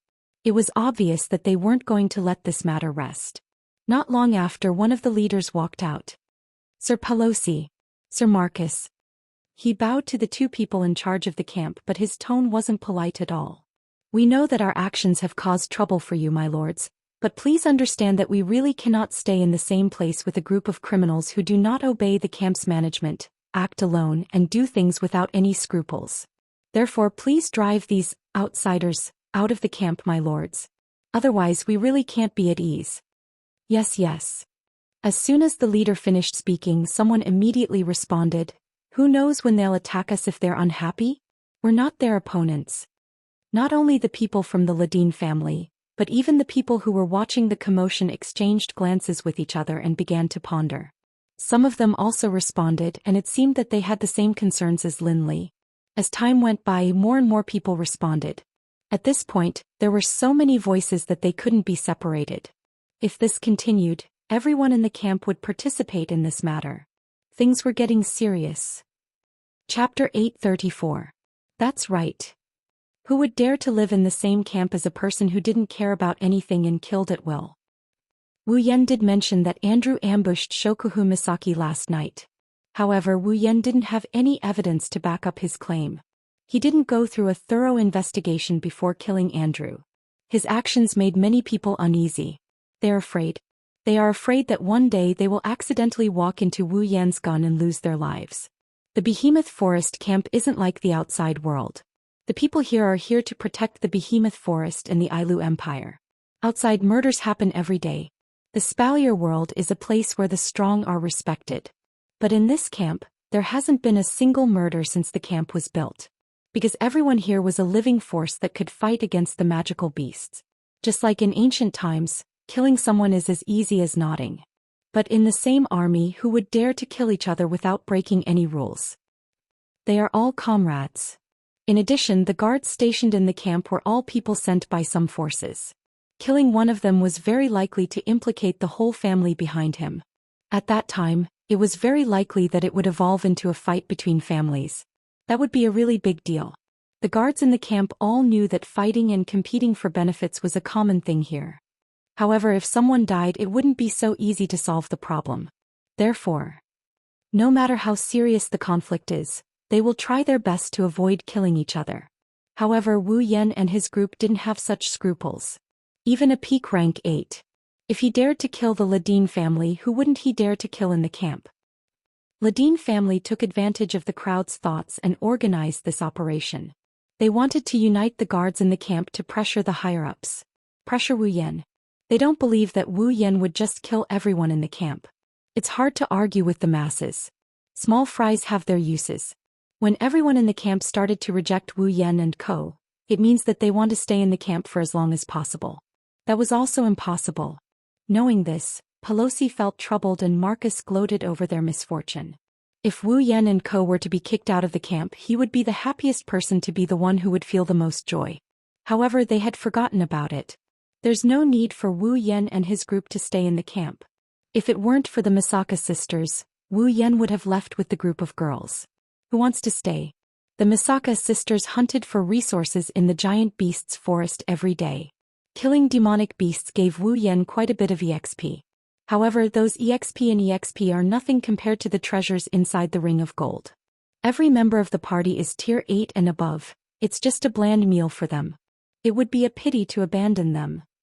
Besides, if Wu Yan really wanted the resources and experience from killing magical beasts in the Behemoth Forest, he didn't have to stay here. There was more than one entrance to the Behemoth Forest.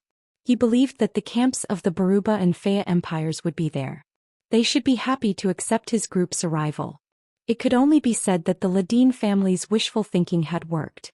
But in the end, a small problem was still a small problem. Of course, it was a big problem for Pelosi and Marcus.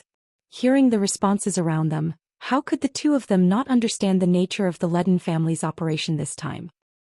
The two of them could only curse in their hearts. If you want to chase them away, go ahead and do it yourselves. Do you think we have the ability to chase away that hot potato? In the end, they were just implicated. Pelosi and Marcus were in a difficult position. On one hand, they had to control the commotion this time. But in order to control the commotion, they had to chase Wu Yan and his group away. On the other hand, Wu Yan and his group were not that easy to chase away. If they were easy to chase away, Marcus would have gone to them a long time ago. Riding a tiger, it's hard to get off, it's really hard to get off. Just as the two of them were at their wits' end, the commotion around them grew bigger and bigger, and even some of the onlookers joined in the protest. All of a sudden, a team in heavy armor barged into the crowd and suppressed all the noise. They even formed a circle and surrounded the entire Ladin family's garrison in the middle. The garrisons of the Ladin family were all shocked. They were surrounded by this team and couldn't react in time. Pelosi and Marcus, on the other hand, were startled when they saw the situation. Pelosi looked at the team in surprise and said with uncertainty, "Imperial Guards? Why are they here?" Marcus furrowed his brows. Aren't the Imperial Guards in charge of searching for the Beast King? Aren't they not restricted by the camp? Yes, the guards sent by the Ailu Empire's royal family were tasked with searching for the Beast King. Even though they were stationed in the camp, they weren't under Pelosi's command. Instead, they were directly under the Ailu Empire's emperor. Normally, due to the task of searching for the Beast King, it's hard for anyone to meet the Ailu Empire's Imperial Guards. But now they're all gathered here. The sudden change caused the surrounding crowd to fall silent. They looked at each other as they watched the change in the middle of the field. Just like the people from the Ladin family, they did not react for a long time. At this moment, a figure flew over from the other side of the sky and landed on the top of a tent in an instant. Seeing that figure, Pelosi and Marcus were stunned, and then their faces abruptly changed. "Old Patriarch!" Pelosi shouted in surprise. "Thunder! Thunder King!" Marcus had a bewildered look on his face. The newcomer is the Lei Wang. The Thunder King's elderly face contained a trace of dignity. He stood with his hands behind his back, standing at a high spot. The corners of his eyes, which were filled with wrinkles, opened slightly. His eyes swept across everyone present like lightning. All the guards who met the Thunder King's gaze lowered their heads in pain, their hearts filled with shock. The aura of a Tier 9 warrior. So powerful. Gathering to cause trouble? It was a soft sentence, but it was like a sharp sound that pierced through one's eardrums, causing everyone's ears to hurt. The Thunder Sovereign's face was cold as he said, "Who gave you this right?" Silence, a deathly silence. Do you know how many cities in Ailu Empire are waiting for you to provide them with resources? Do you know how much damage the camp will suffer? Do you know how much damage your families will suffer? Do you know how much damage your families will suffer? Everyone present was slightly taken aback. Immediately after, they lowered their heads in shame and did not say anything else. Even the guards from the Ladine family gritted their teeth and lowered their heads. The loud and colorful demonstration just now was completely suppressed by the Thunder King with just a few words. Seeing everyone lowering their heads, the Lei Wang's expression softened. In a flash, he landed on the ground. "All of you go back. Do what you need to do. Someone else will take care of the rest." Upon hearing that, the crowd immediately dispersed and returned to their posts and jobs. The people from the Ladine family also ran away with their tails between their legs. They couldn't ignore the words of a Tier 9 warrior. At the sight of this, Pelosi heaved a huge sigh of relief. Together with Marcus, whose head was lowered and whose expression could not be seen, he walked up to the Thunder Monarch. He opened his mouth, but just as he was about to say something, the Thunder Monarch extended his hand and interrupted him. "Where is that little guy?" Pelosi and Marcus tilted their heads in confusion. By the time they realized who the little fellow the Thunder King was talking about was, Pelosi hastily spoke. "Old Patriarch Wu Yan should be at the border of the camp." The Lei Wang nodded and waved his hand. "You two can go back as well." Hearing the Lei Wang's words, the two of them bowed. Yes. Chapter 835. While the camp is in an uproar, Wu Yan is enjoying a cup of black tea in his own tent. He looked like he's taking a warm bath. The girls around him felt very comfortable looking at him. However, although they felt comfortable inside, they didn't seem to be in a good mood. Instead, they looked a bit annoyed by this scene. "Come, little Yen." Shokuhu Misaki sat beside Wu Yan with a sweet smile on her face. She took a small piece of food from her plate and delivered it to Wu Yan's mouth like a little girl in love. "Ah. Ah." Wu Yan took a bite and chewed with a satisfied expression on his face. With Shokuhu Misaki serving him, he's enjoying himself more than a member of the royal family. This scene has been going on since Wu Yan woke up this morning. Just like that, the two of them sat in the huge tent, doing something that only the most intimate of couples would do while releasing flashbangs as if there was no one else around. The other girls originally planned to keep their eyes down and obediently eat their breakfast. However, even if they could control their eyes, they couldn't control their ears. Finally, after the N+1 feeding session, someone couldn't hold it in any longer and exploded. "Hey you guys." Mikoto closed her eyes and her eyebrows twitched. "Don't you know that this will affect others?" Yeah. Toka, who had been holding back for a long time, pouted her lips and glared at Shokuhu Misaki. "The breakfast was supposed to be delicious, but now it's tasteless because of you." Shokuhu Misaki blinked her eyes and a bright smile appeared on her face. "Well, I can't help it.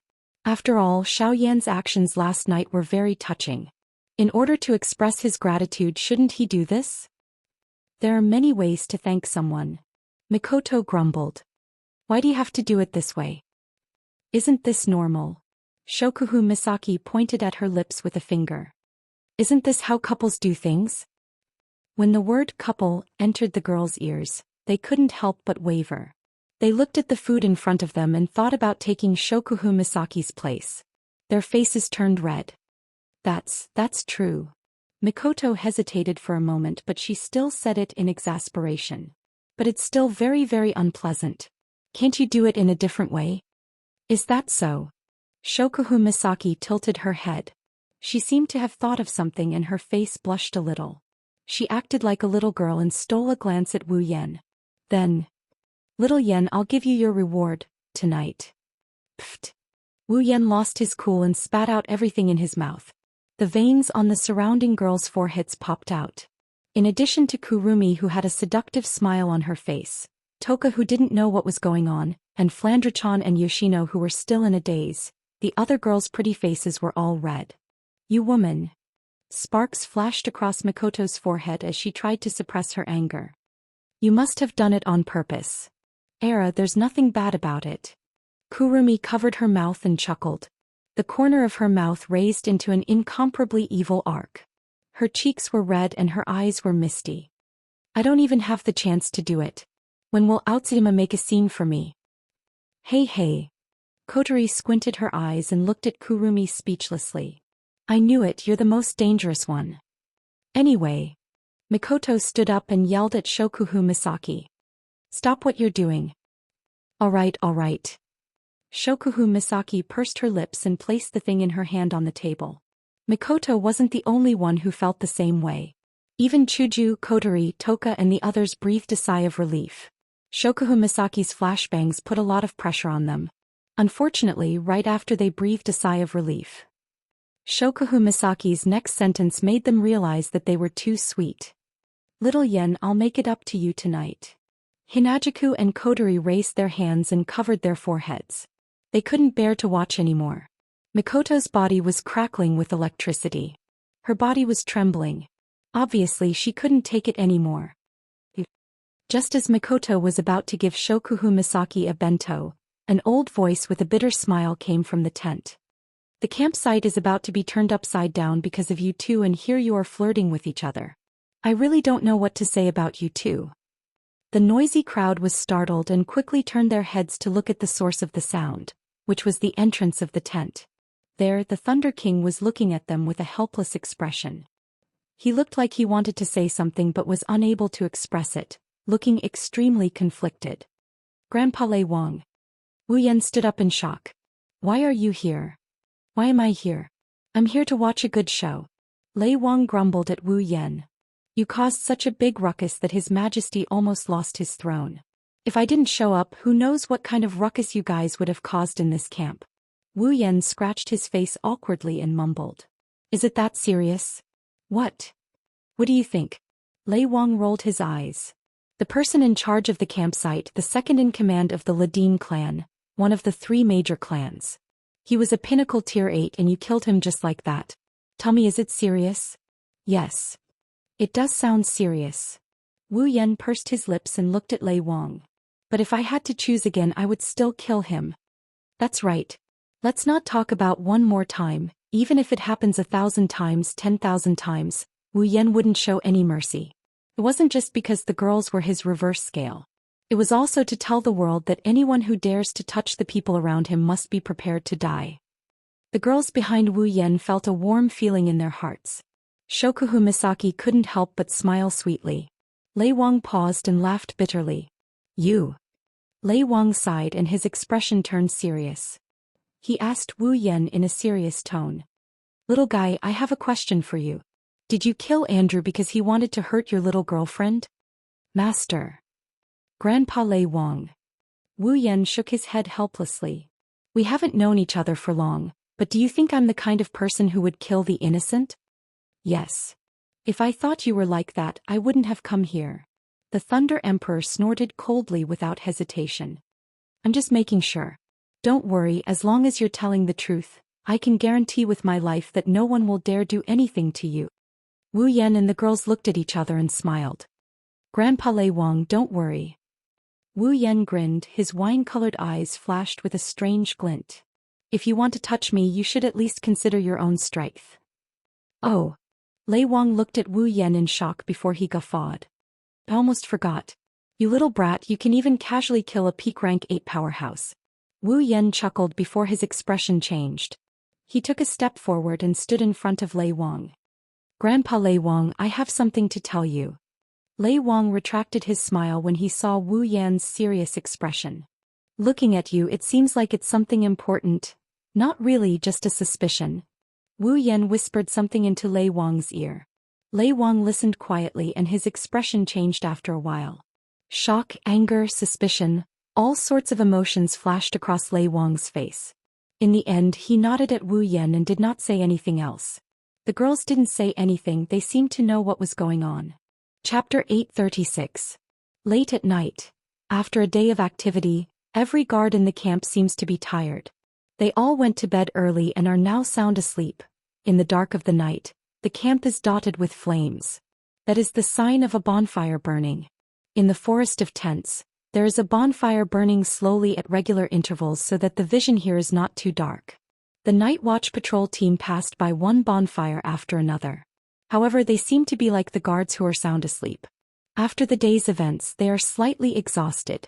Even when they are on night watch, they can't hide their tiredness. They yawned and were listless. All of a sudden, the entire camp's vigilance was relaxed under such circumstances.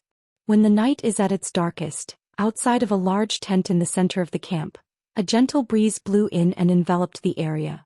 Almost at the same time, a blurry figure flew out of the tent at an extremely fast speed. In an instant, it flashed into the darkness where the light of the bonfire can't reach.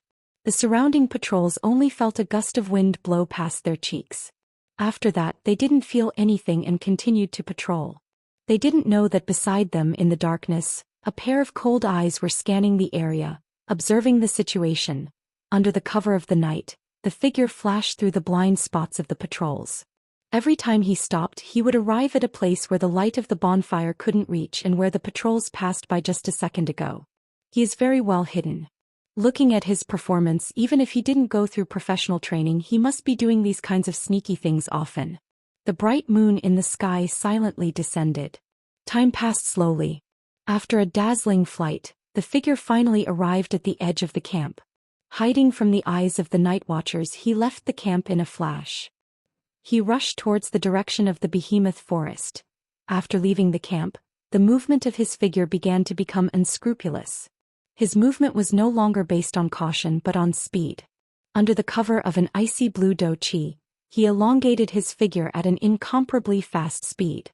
He directly entered the behemoth forest. After confirming a direction, he ignored the obstructing trees and skillfully began his journey. At night, the behemoth forest was much darker than the campsite. It was so dark that one could not even see one's own fingers. The moonlight could not penetrate the thick trees and shine into the behemoth forest. In the behemoth forest, it was obvious that no one would light a bonfire or a magic lamp. In the entire behemoth forest, only the eyes of some magical beasts were emitting a green or red light. Other than that, there was no light at all. Ignoring the surrounding demonic beasts, his figure flew forward at the fastest speed possible. Looking at his proficient appearance, this wasn't the first time he had walked this path. With this kind of speed, he didn't know how long it took for him to reach the end of the trees. In front of him, an open space appeared in front of him. Seeing this empty space, the eyes of the figure hidden in the darkness narrowed slightly. Clearly, this empty space was his destination.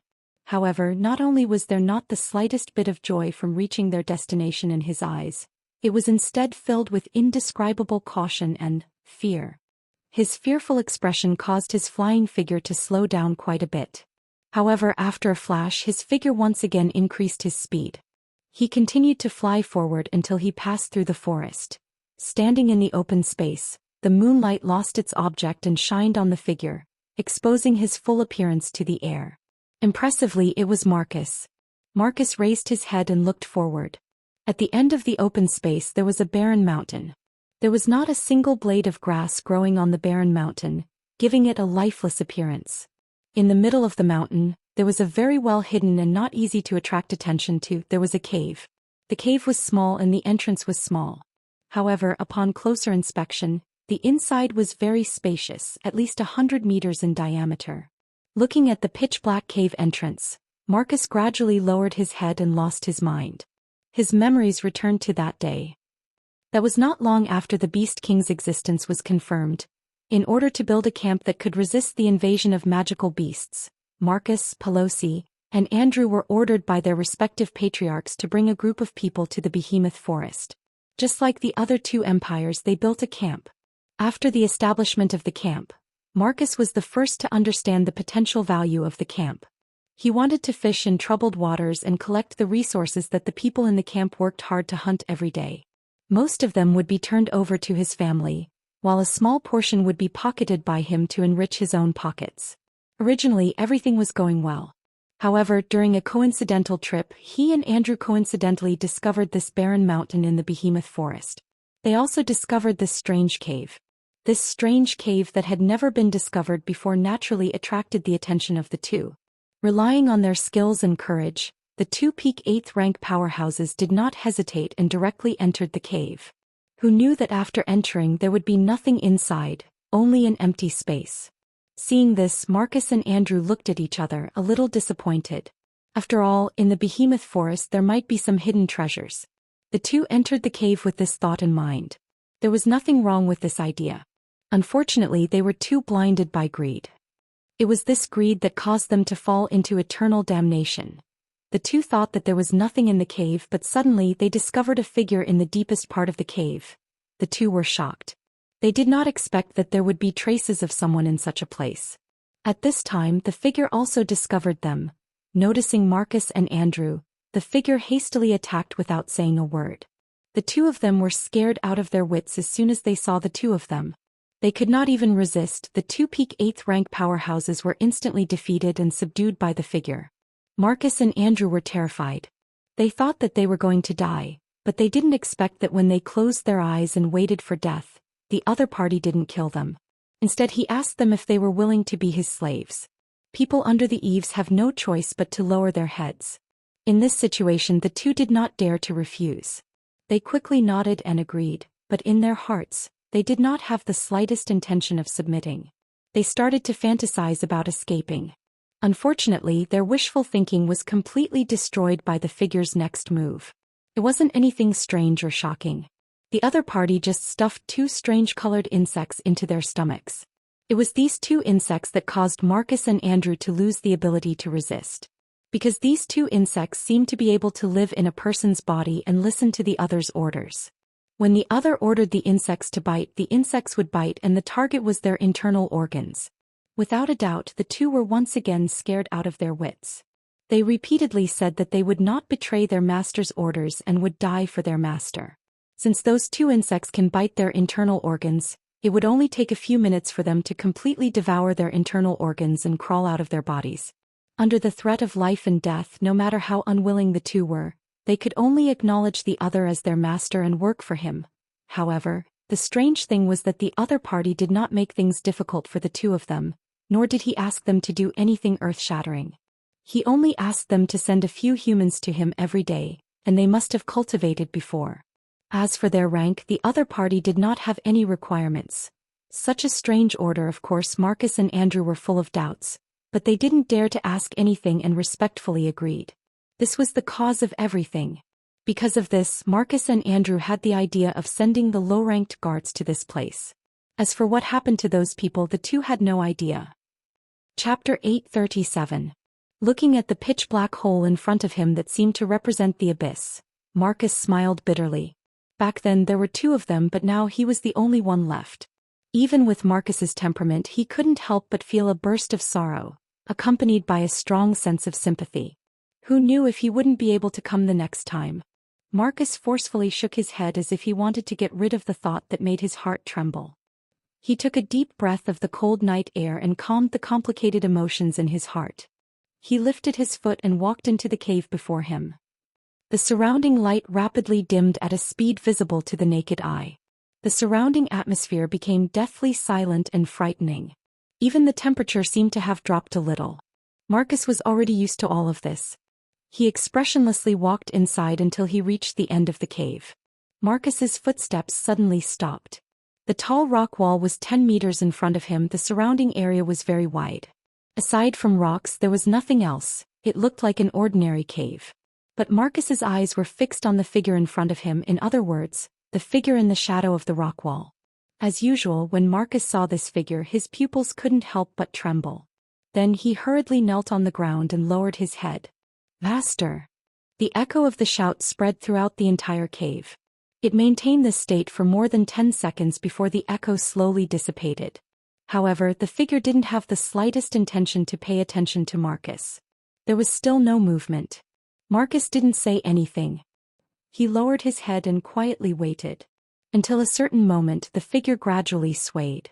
Seemed to be moving. Accompanying it was a calm and indifferent voice. Why are you empty-handed? A simple question directly swayed into Marcus's heart. It caused a trace of fear to appear on his face. He could feel that as these words were spoken, a monstrous pressure descended from the sky and mercilessly pressed down on his body. His shoulders fiercely sank. His bones also made a caw-caw sound of friction. It was as if the pressure wanted to crush Marcus into pieces. The ice-attributed chi within his body unexpectedly stopped circulating. Although it wasn't the first time Marcus had faced such a situation, cold sweat still trickled down Marcus's back in fright. Master, Marcus said with a hoarse voice. Today there was a situation in the camp. Situation? The silhouette repeated his words calmly. The originally indifferent voice became even colder. The first time someone interfered. Last time that trash died. What is it this time? Marcus's face paled. He couldn't help but swallow a mouthful of saliva. Although the figure's voice was no different from before, Marcus could clearly feel the anger contained within. According to the situation, if he doesn't give a good explanation, he won't be able to escape death. One wrong word and he will die. This is the style of the master he spoke of, even if he was still useful to him. But if he angered the other party, Marcus knew that the other party wouldn't show any mercy. Master. Marcus could only grit his teeth and whisper. Today a strong person from the council came to the camp.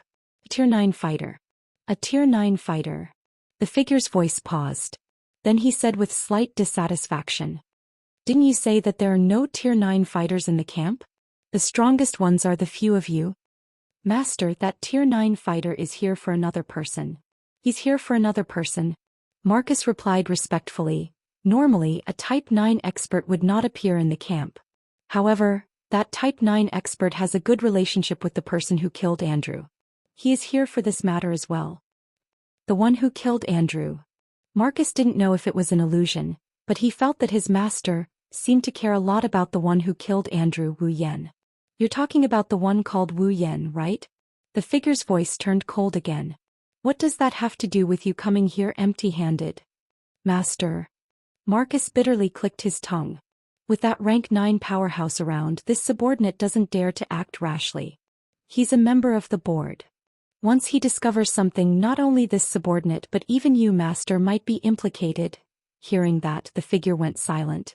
The cave was deathly silent, the air seemed to be very heavy. Seeing the silhouette's silence, Marcus didn't dare to speak again. His expression changed rapidly. He didn't know what his master was thinking at this time, but from the fluctuating aura of the other party, he could see that his emotions were very unstable. After a long time, the figure opened his mouth. The words made Marcus' heart clench. Since you can't carry out my orders, what's the use of keeping you alive? Saying that, a terrifying aura burst out from the figure's body. It was like an explosion that could turn the world upside down. Unable to bear the heavy load, the entire cave began to shake. Strands of dust sprinkled down from the top of the rock wall. Marcus seemed to have suffered a severe blow. He spat out a mouthful of blood and fell straight to the ground. He pressed his hand on his chest and looked at the changes in the cave. His face was filled with shock. Master. Master, please spare my life. Marcus cried out in fear. Please give me another chance, master. Next time. This subordinate will complete the mission master gave me. Next time. The figure laughed coldly. This is already the 3rd chance I've given you, master. It's this subordinate's fault. But it's all because of that Wu Yan. Marcus shouted himself hoarse. If it wasn't for Wu Yan, this subordinate would have completed the mission. Master, please give this subordinate another chance. Let this subordinate eliminate Wu Yan. Eliminate Wu Yan. The imposing aura of the figure leaked out and slowly retracted. Seeing this, Marcus finally heaved a sigh of relief and got up from the ground. Ignoring his injuries, he knelt on the ground again. Yes, master. The reason Andrew and I couldn't complete the mission master's mission is because of this Wu Yan. If it wasn't for him, since you understand this, then why did you keep him alive all this time? The figure said indifferently. Marcus smiled bitterly. Master, it's not that this subordinate didn't want to kill him, but there's a demigod behind him. This subordinate didn't dare to, the demigod behind Wu Yan. To Marcus' surprise, when he heard his words, his figure trembled violently and his voice sank. Is that demigod also in the camp? No, that's not it. Although Marcus did not know why the figure had such a big reaction, he still replied, "That demigod powerhouse is not in the camp." "Not here?" The figure murmured, there's a trace of unknown emotion in his voice. He laughed coldly. "If that's the case, go kill Wu Yan." That demigod. Didn't you say that demigod isn't here?" The figure glanced at him. "That demigod isn't here." Marcus pulled a long face. "But Wu Yan has 2 Tier 9 powerhouses by his side. That's something you need to deal with." The figure's eyes flashed sharply. "Remember, this is the last chance I'm giving you. If you're still as useless this time, don't blame me. Yes? Yes." Marcus was terrified. He had no choice but to agree. "This subordinate will find a way to kill Wu Yan when I return to the camp." The figure didn't make things difficult for him after hearing Marcus's declaration. He nodded faintly, but he didn't know how much pain Marcus was in. After all, he had no confidence in killing Wu Yan. However, in the next moment, a voice rang out, dispelling all the thoughts in the hearts of the 2 people present. "There's no need to return to the camp." Chapter 838. There's no need to return to the camp. The sudden voice caused both Marcus and the figure's pupils to shrink at the same time. The figure's body instantly emitted a ferocious killing intent, almost causing Marcus to fall to the ground. "Who is it?" The roar carrying killing intent swept out in all directions like a shockwave, causing a sharp explosion. Marcus let out a miserable shriek and covered his ears. His entire face paled and his eyes flickered with shock and disbelief. Although he knew his master was very strong, he did not expect him to be this strong. This is no longer a strength that a 9th-rank powerhouse can possess. Could it be? Just as Marcus was still unable to adapt to his own thoughts, a rain-like flash flickered in an open space not far in front of him in the cave. The figure and Marcus turned around abruptly and stared at the center of the flash. Then, in the next moment, 2 figures emerged from the flash and appeared before their eyes. Seeing these 2 figures, the figure and Marcus' expression changed at the same time. The difference was that the figure's face sank, while Marcus took 2 steps back in horror. He pointed a trembling finger at the 2 figures and shook his head vigorously, as if he did not dare to believe his eyes. "Marcus!" An old voice filled with anger sounded. "I did not expect it to really be you." Lei Wang. Marcus finally had no choice but to believe his eyes. However, he could not accept this and shouted, "Why are you here?" "Why?" Lei Wang sneered, looking at Marcus as if he was looking at a dead man. "I also want to know why are you here?" I. A drop of sweat flowed down Marcus' forehead. For a moment he did not know what to say. He could only stand there and step back with a helpless expression. Seeing Marcus like this, Lei Wang's cold face could not help but reveal a trace of sorrow. "Originally, when the little guy told me you had a problem, I did not believe him. But I did not expect that you would really do something detrimental to the camp." "Little fellow." Marcus was stunned. He immediately turned his head and looked at the other figure standing beside the Thunder King. His face was ferocious as he roared wildly. Wu Yan. She heard Marcus' crazy roar.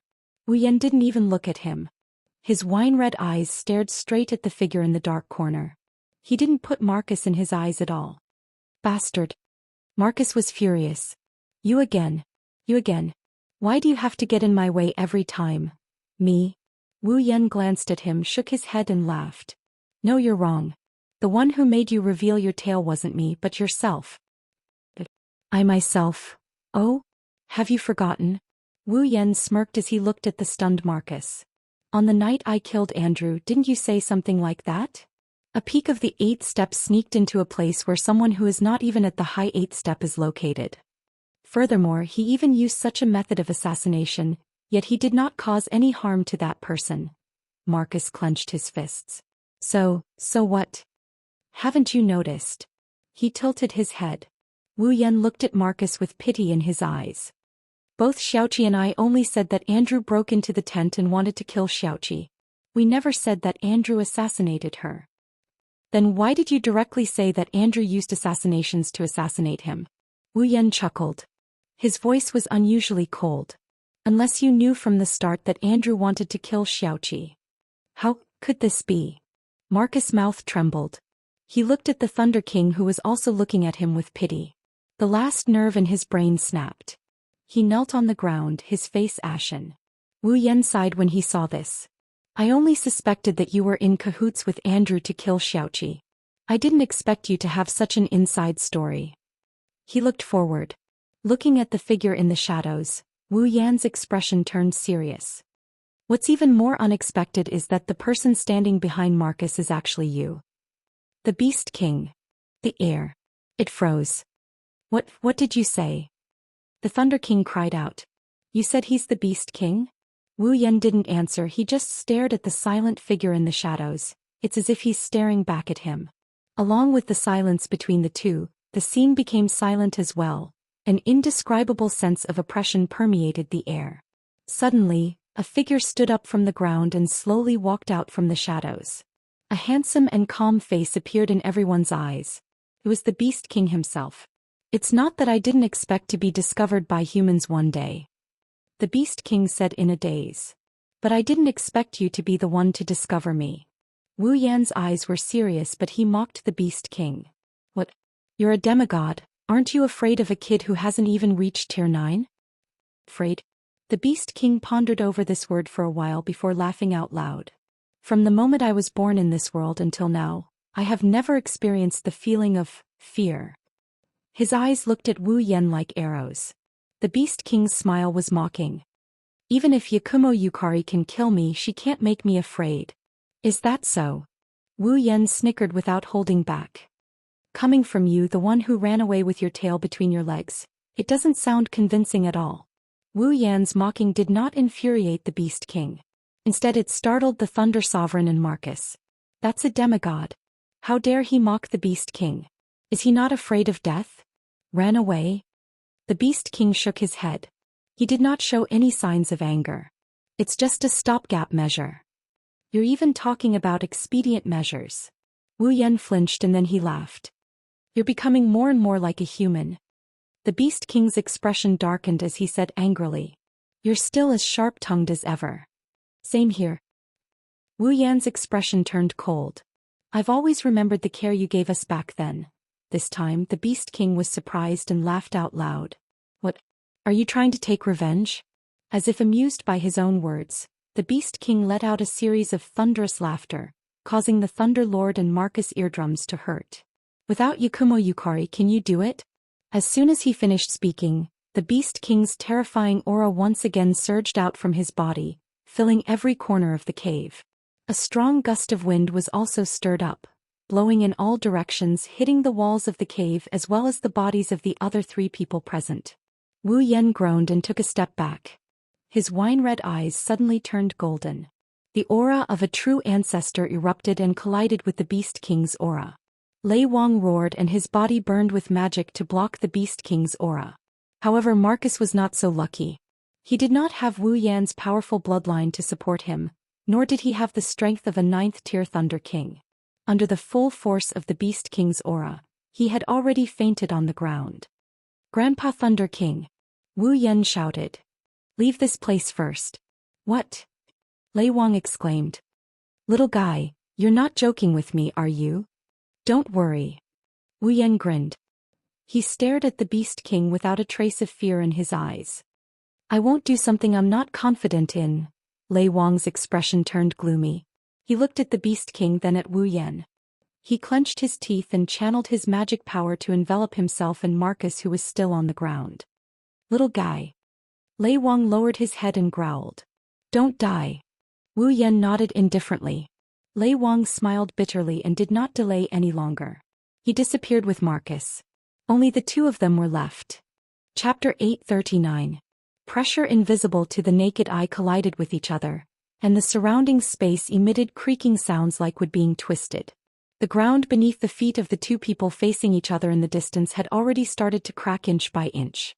Before the fight had even started, the cave was already showing signs of not being able to hold on. Hua! The Beast King narrowed his eyes as he looked at Wu Yan, who seemed to be able to resist his full aura. You're obviously very weak, but your aura is comparable to mine. If you were at the same level as me. No, if you were only 1 level lower than me, I wouldn't even have a chance of winning. The Beast King raised an eyebrow with interest. You're neither human nor demonic beast. I'm really curious as to what kind of existence you are. The Beast King's tone was relaxed when he said that. That was only natural. In front of a demigod like him, a peak tier 8 was nothing but an ant. Wu Yan could clearly sense the Beast King's relaxed tone. How could he not know that the Beast King was looking down on him? But now that Lei Wang and the others had left, Wu Yan no longer had anything to worry about. His tone was relaxed as well. Like you said, I'm curious. But you're not human. Wu Yan glanced at the Beast King lazily. Why didn't you stop them?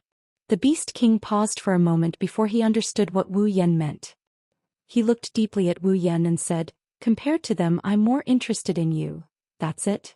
Wu Yan frowned. Aren't you afraid of being exposed? Hearing that, the Beast King's eyes flashed. The aura around him thickened. It doesn't matter if I'm exposed or not. The Beast King closed his eyes and said with an indescribable emotion, Yakumo Yukari's injuries are almost fully healed. There's no need to continue hiding. Hearing the Beast King's words, Wu Yan remembered that the Beast King was hiding because Yukari had injured him. Fully healed? Wu Yan's eyes narrowed. He waved his hand and said, Impossible. She told me about the injuries she left on your body. It would take at least a year or so for him to recover. It's impossible for your injuries to heal so quickly. This is all thanks to those two trash. The Beast King licked his lips as if he had thought of something. Without the food they brought over, how could I have recovered so quickly? Wu Yan's pupils shrank. Could it be that those missing low-level guards? He saw Wu Yan's shocked expression. The Beast King said happily, That's right. Although they were just a bunch of ants. But it's still pretty useful. Wu Yan was silent. He lowered his head. The bangs on his forehead covered half of his face, making it impossible for the Beast King to see his current expression. However, the Beast King's heart suddenly tightened. A sense of foreboding welled up in his heart. Wisps of inexplicable blood energy suddenly appeared around Wu Yan's body.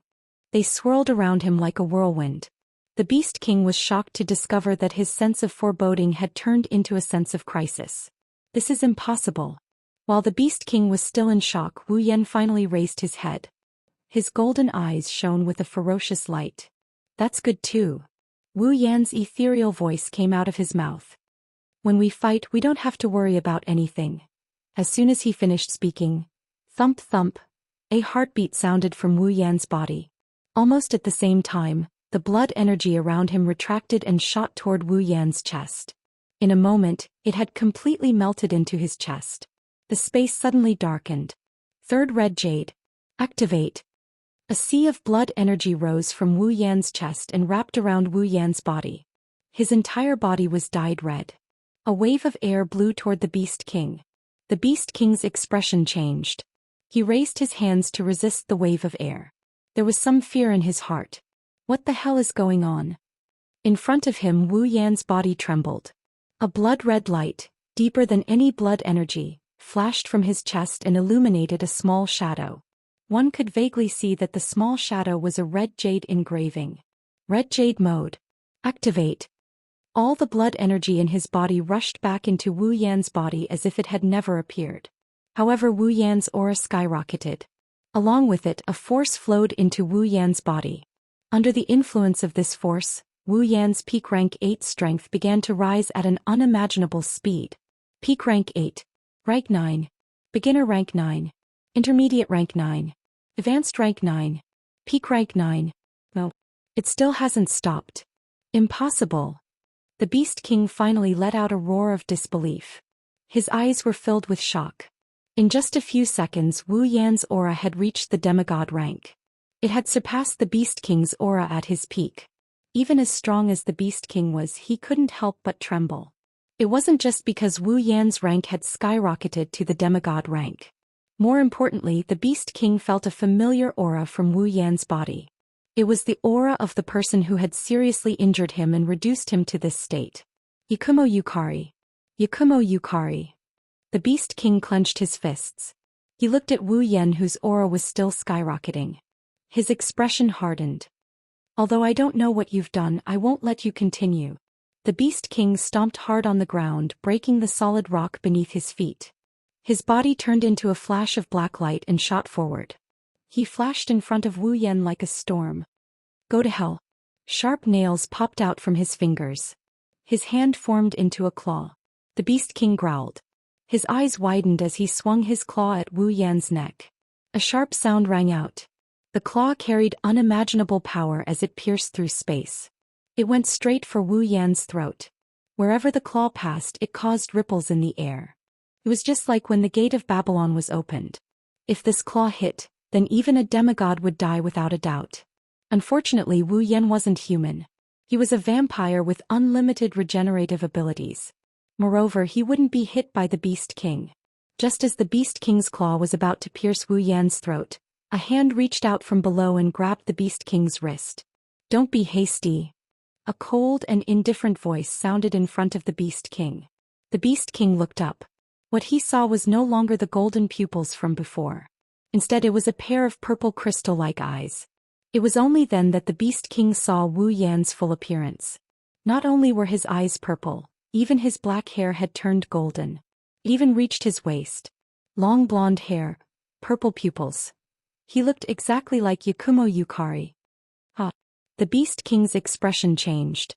He roared and struggled to break free from Wu Yan's grip. He jumped back reflexively to put some distance between himself and Wu Yan. However, his eyes were fixed on him. His eyes were unprecedentedly serious. His relaxed demeanor had completely disappeared. Seeing the Beast King's reaction, Wu Yan opened his mouth in shock. "Looks like you're really afraid of Yukari. You?" The Beast King's expression changed rapidly. His face was filled with bewilderment. "What the hell did you do?" "What did I do?" Wu Yan tilted his body and he replied nonchalantly. "It's nothing, I just borrowed someone else's power for a bit." "Borrowed someone else's power?" The Beast King gritted his teeth. "Yakumo Yukari?" Wu Yan looked at the Beast King's gloomy expression. He didn't answer. He lowered his head and looked at his hands and the golden hair that reached his waist. His purple eyes revealed a trace of nostalgia. "This is Yukari's power?" "So strong?" Wu Yan clenched his fists. A devilish smile appeared on his face. At this moment, Yakumo Yukari's figure overlapped with Wu Yan's. He raised his head and looked at the Beast King, who was on high alert. "Alright, let's get started. After all, I don't have much time in this state."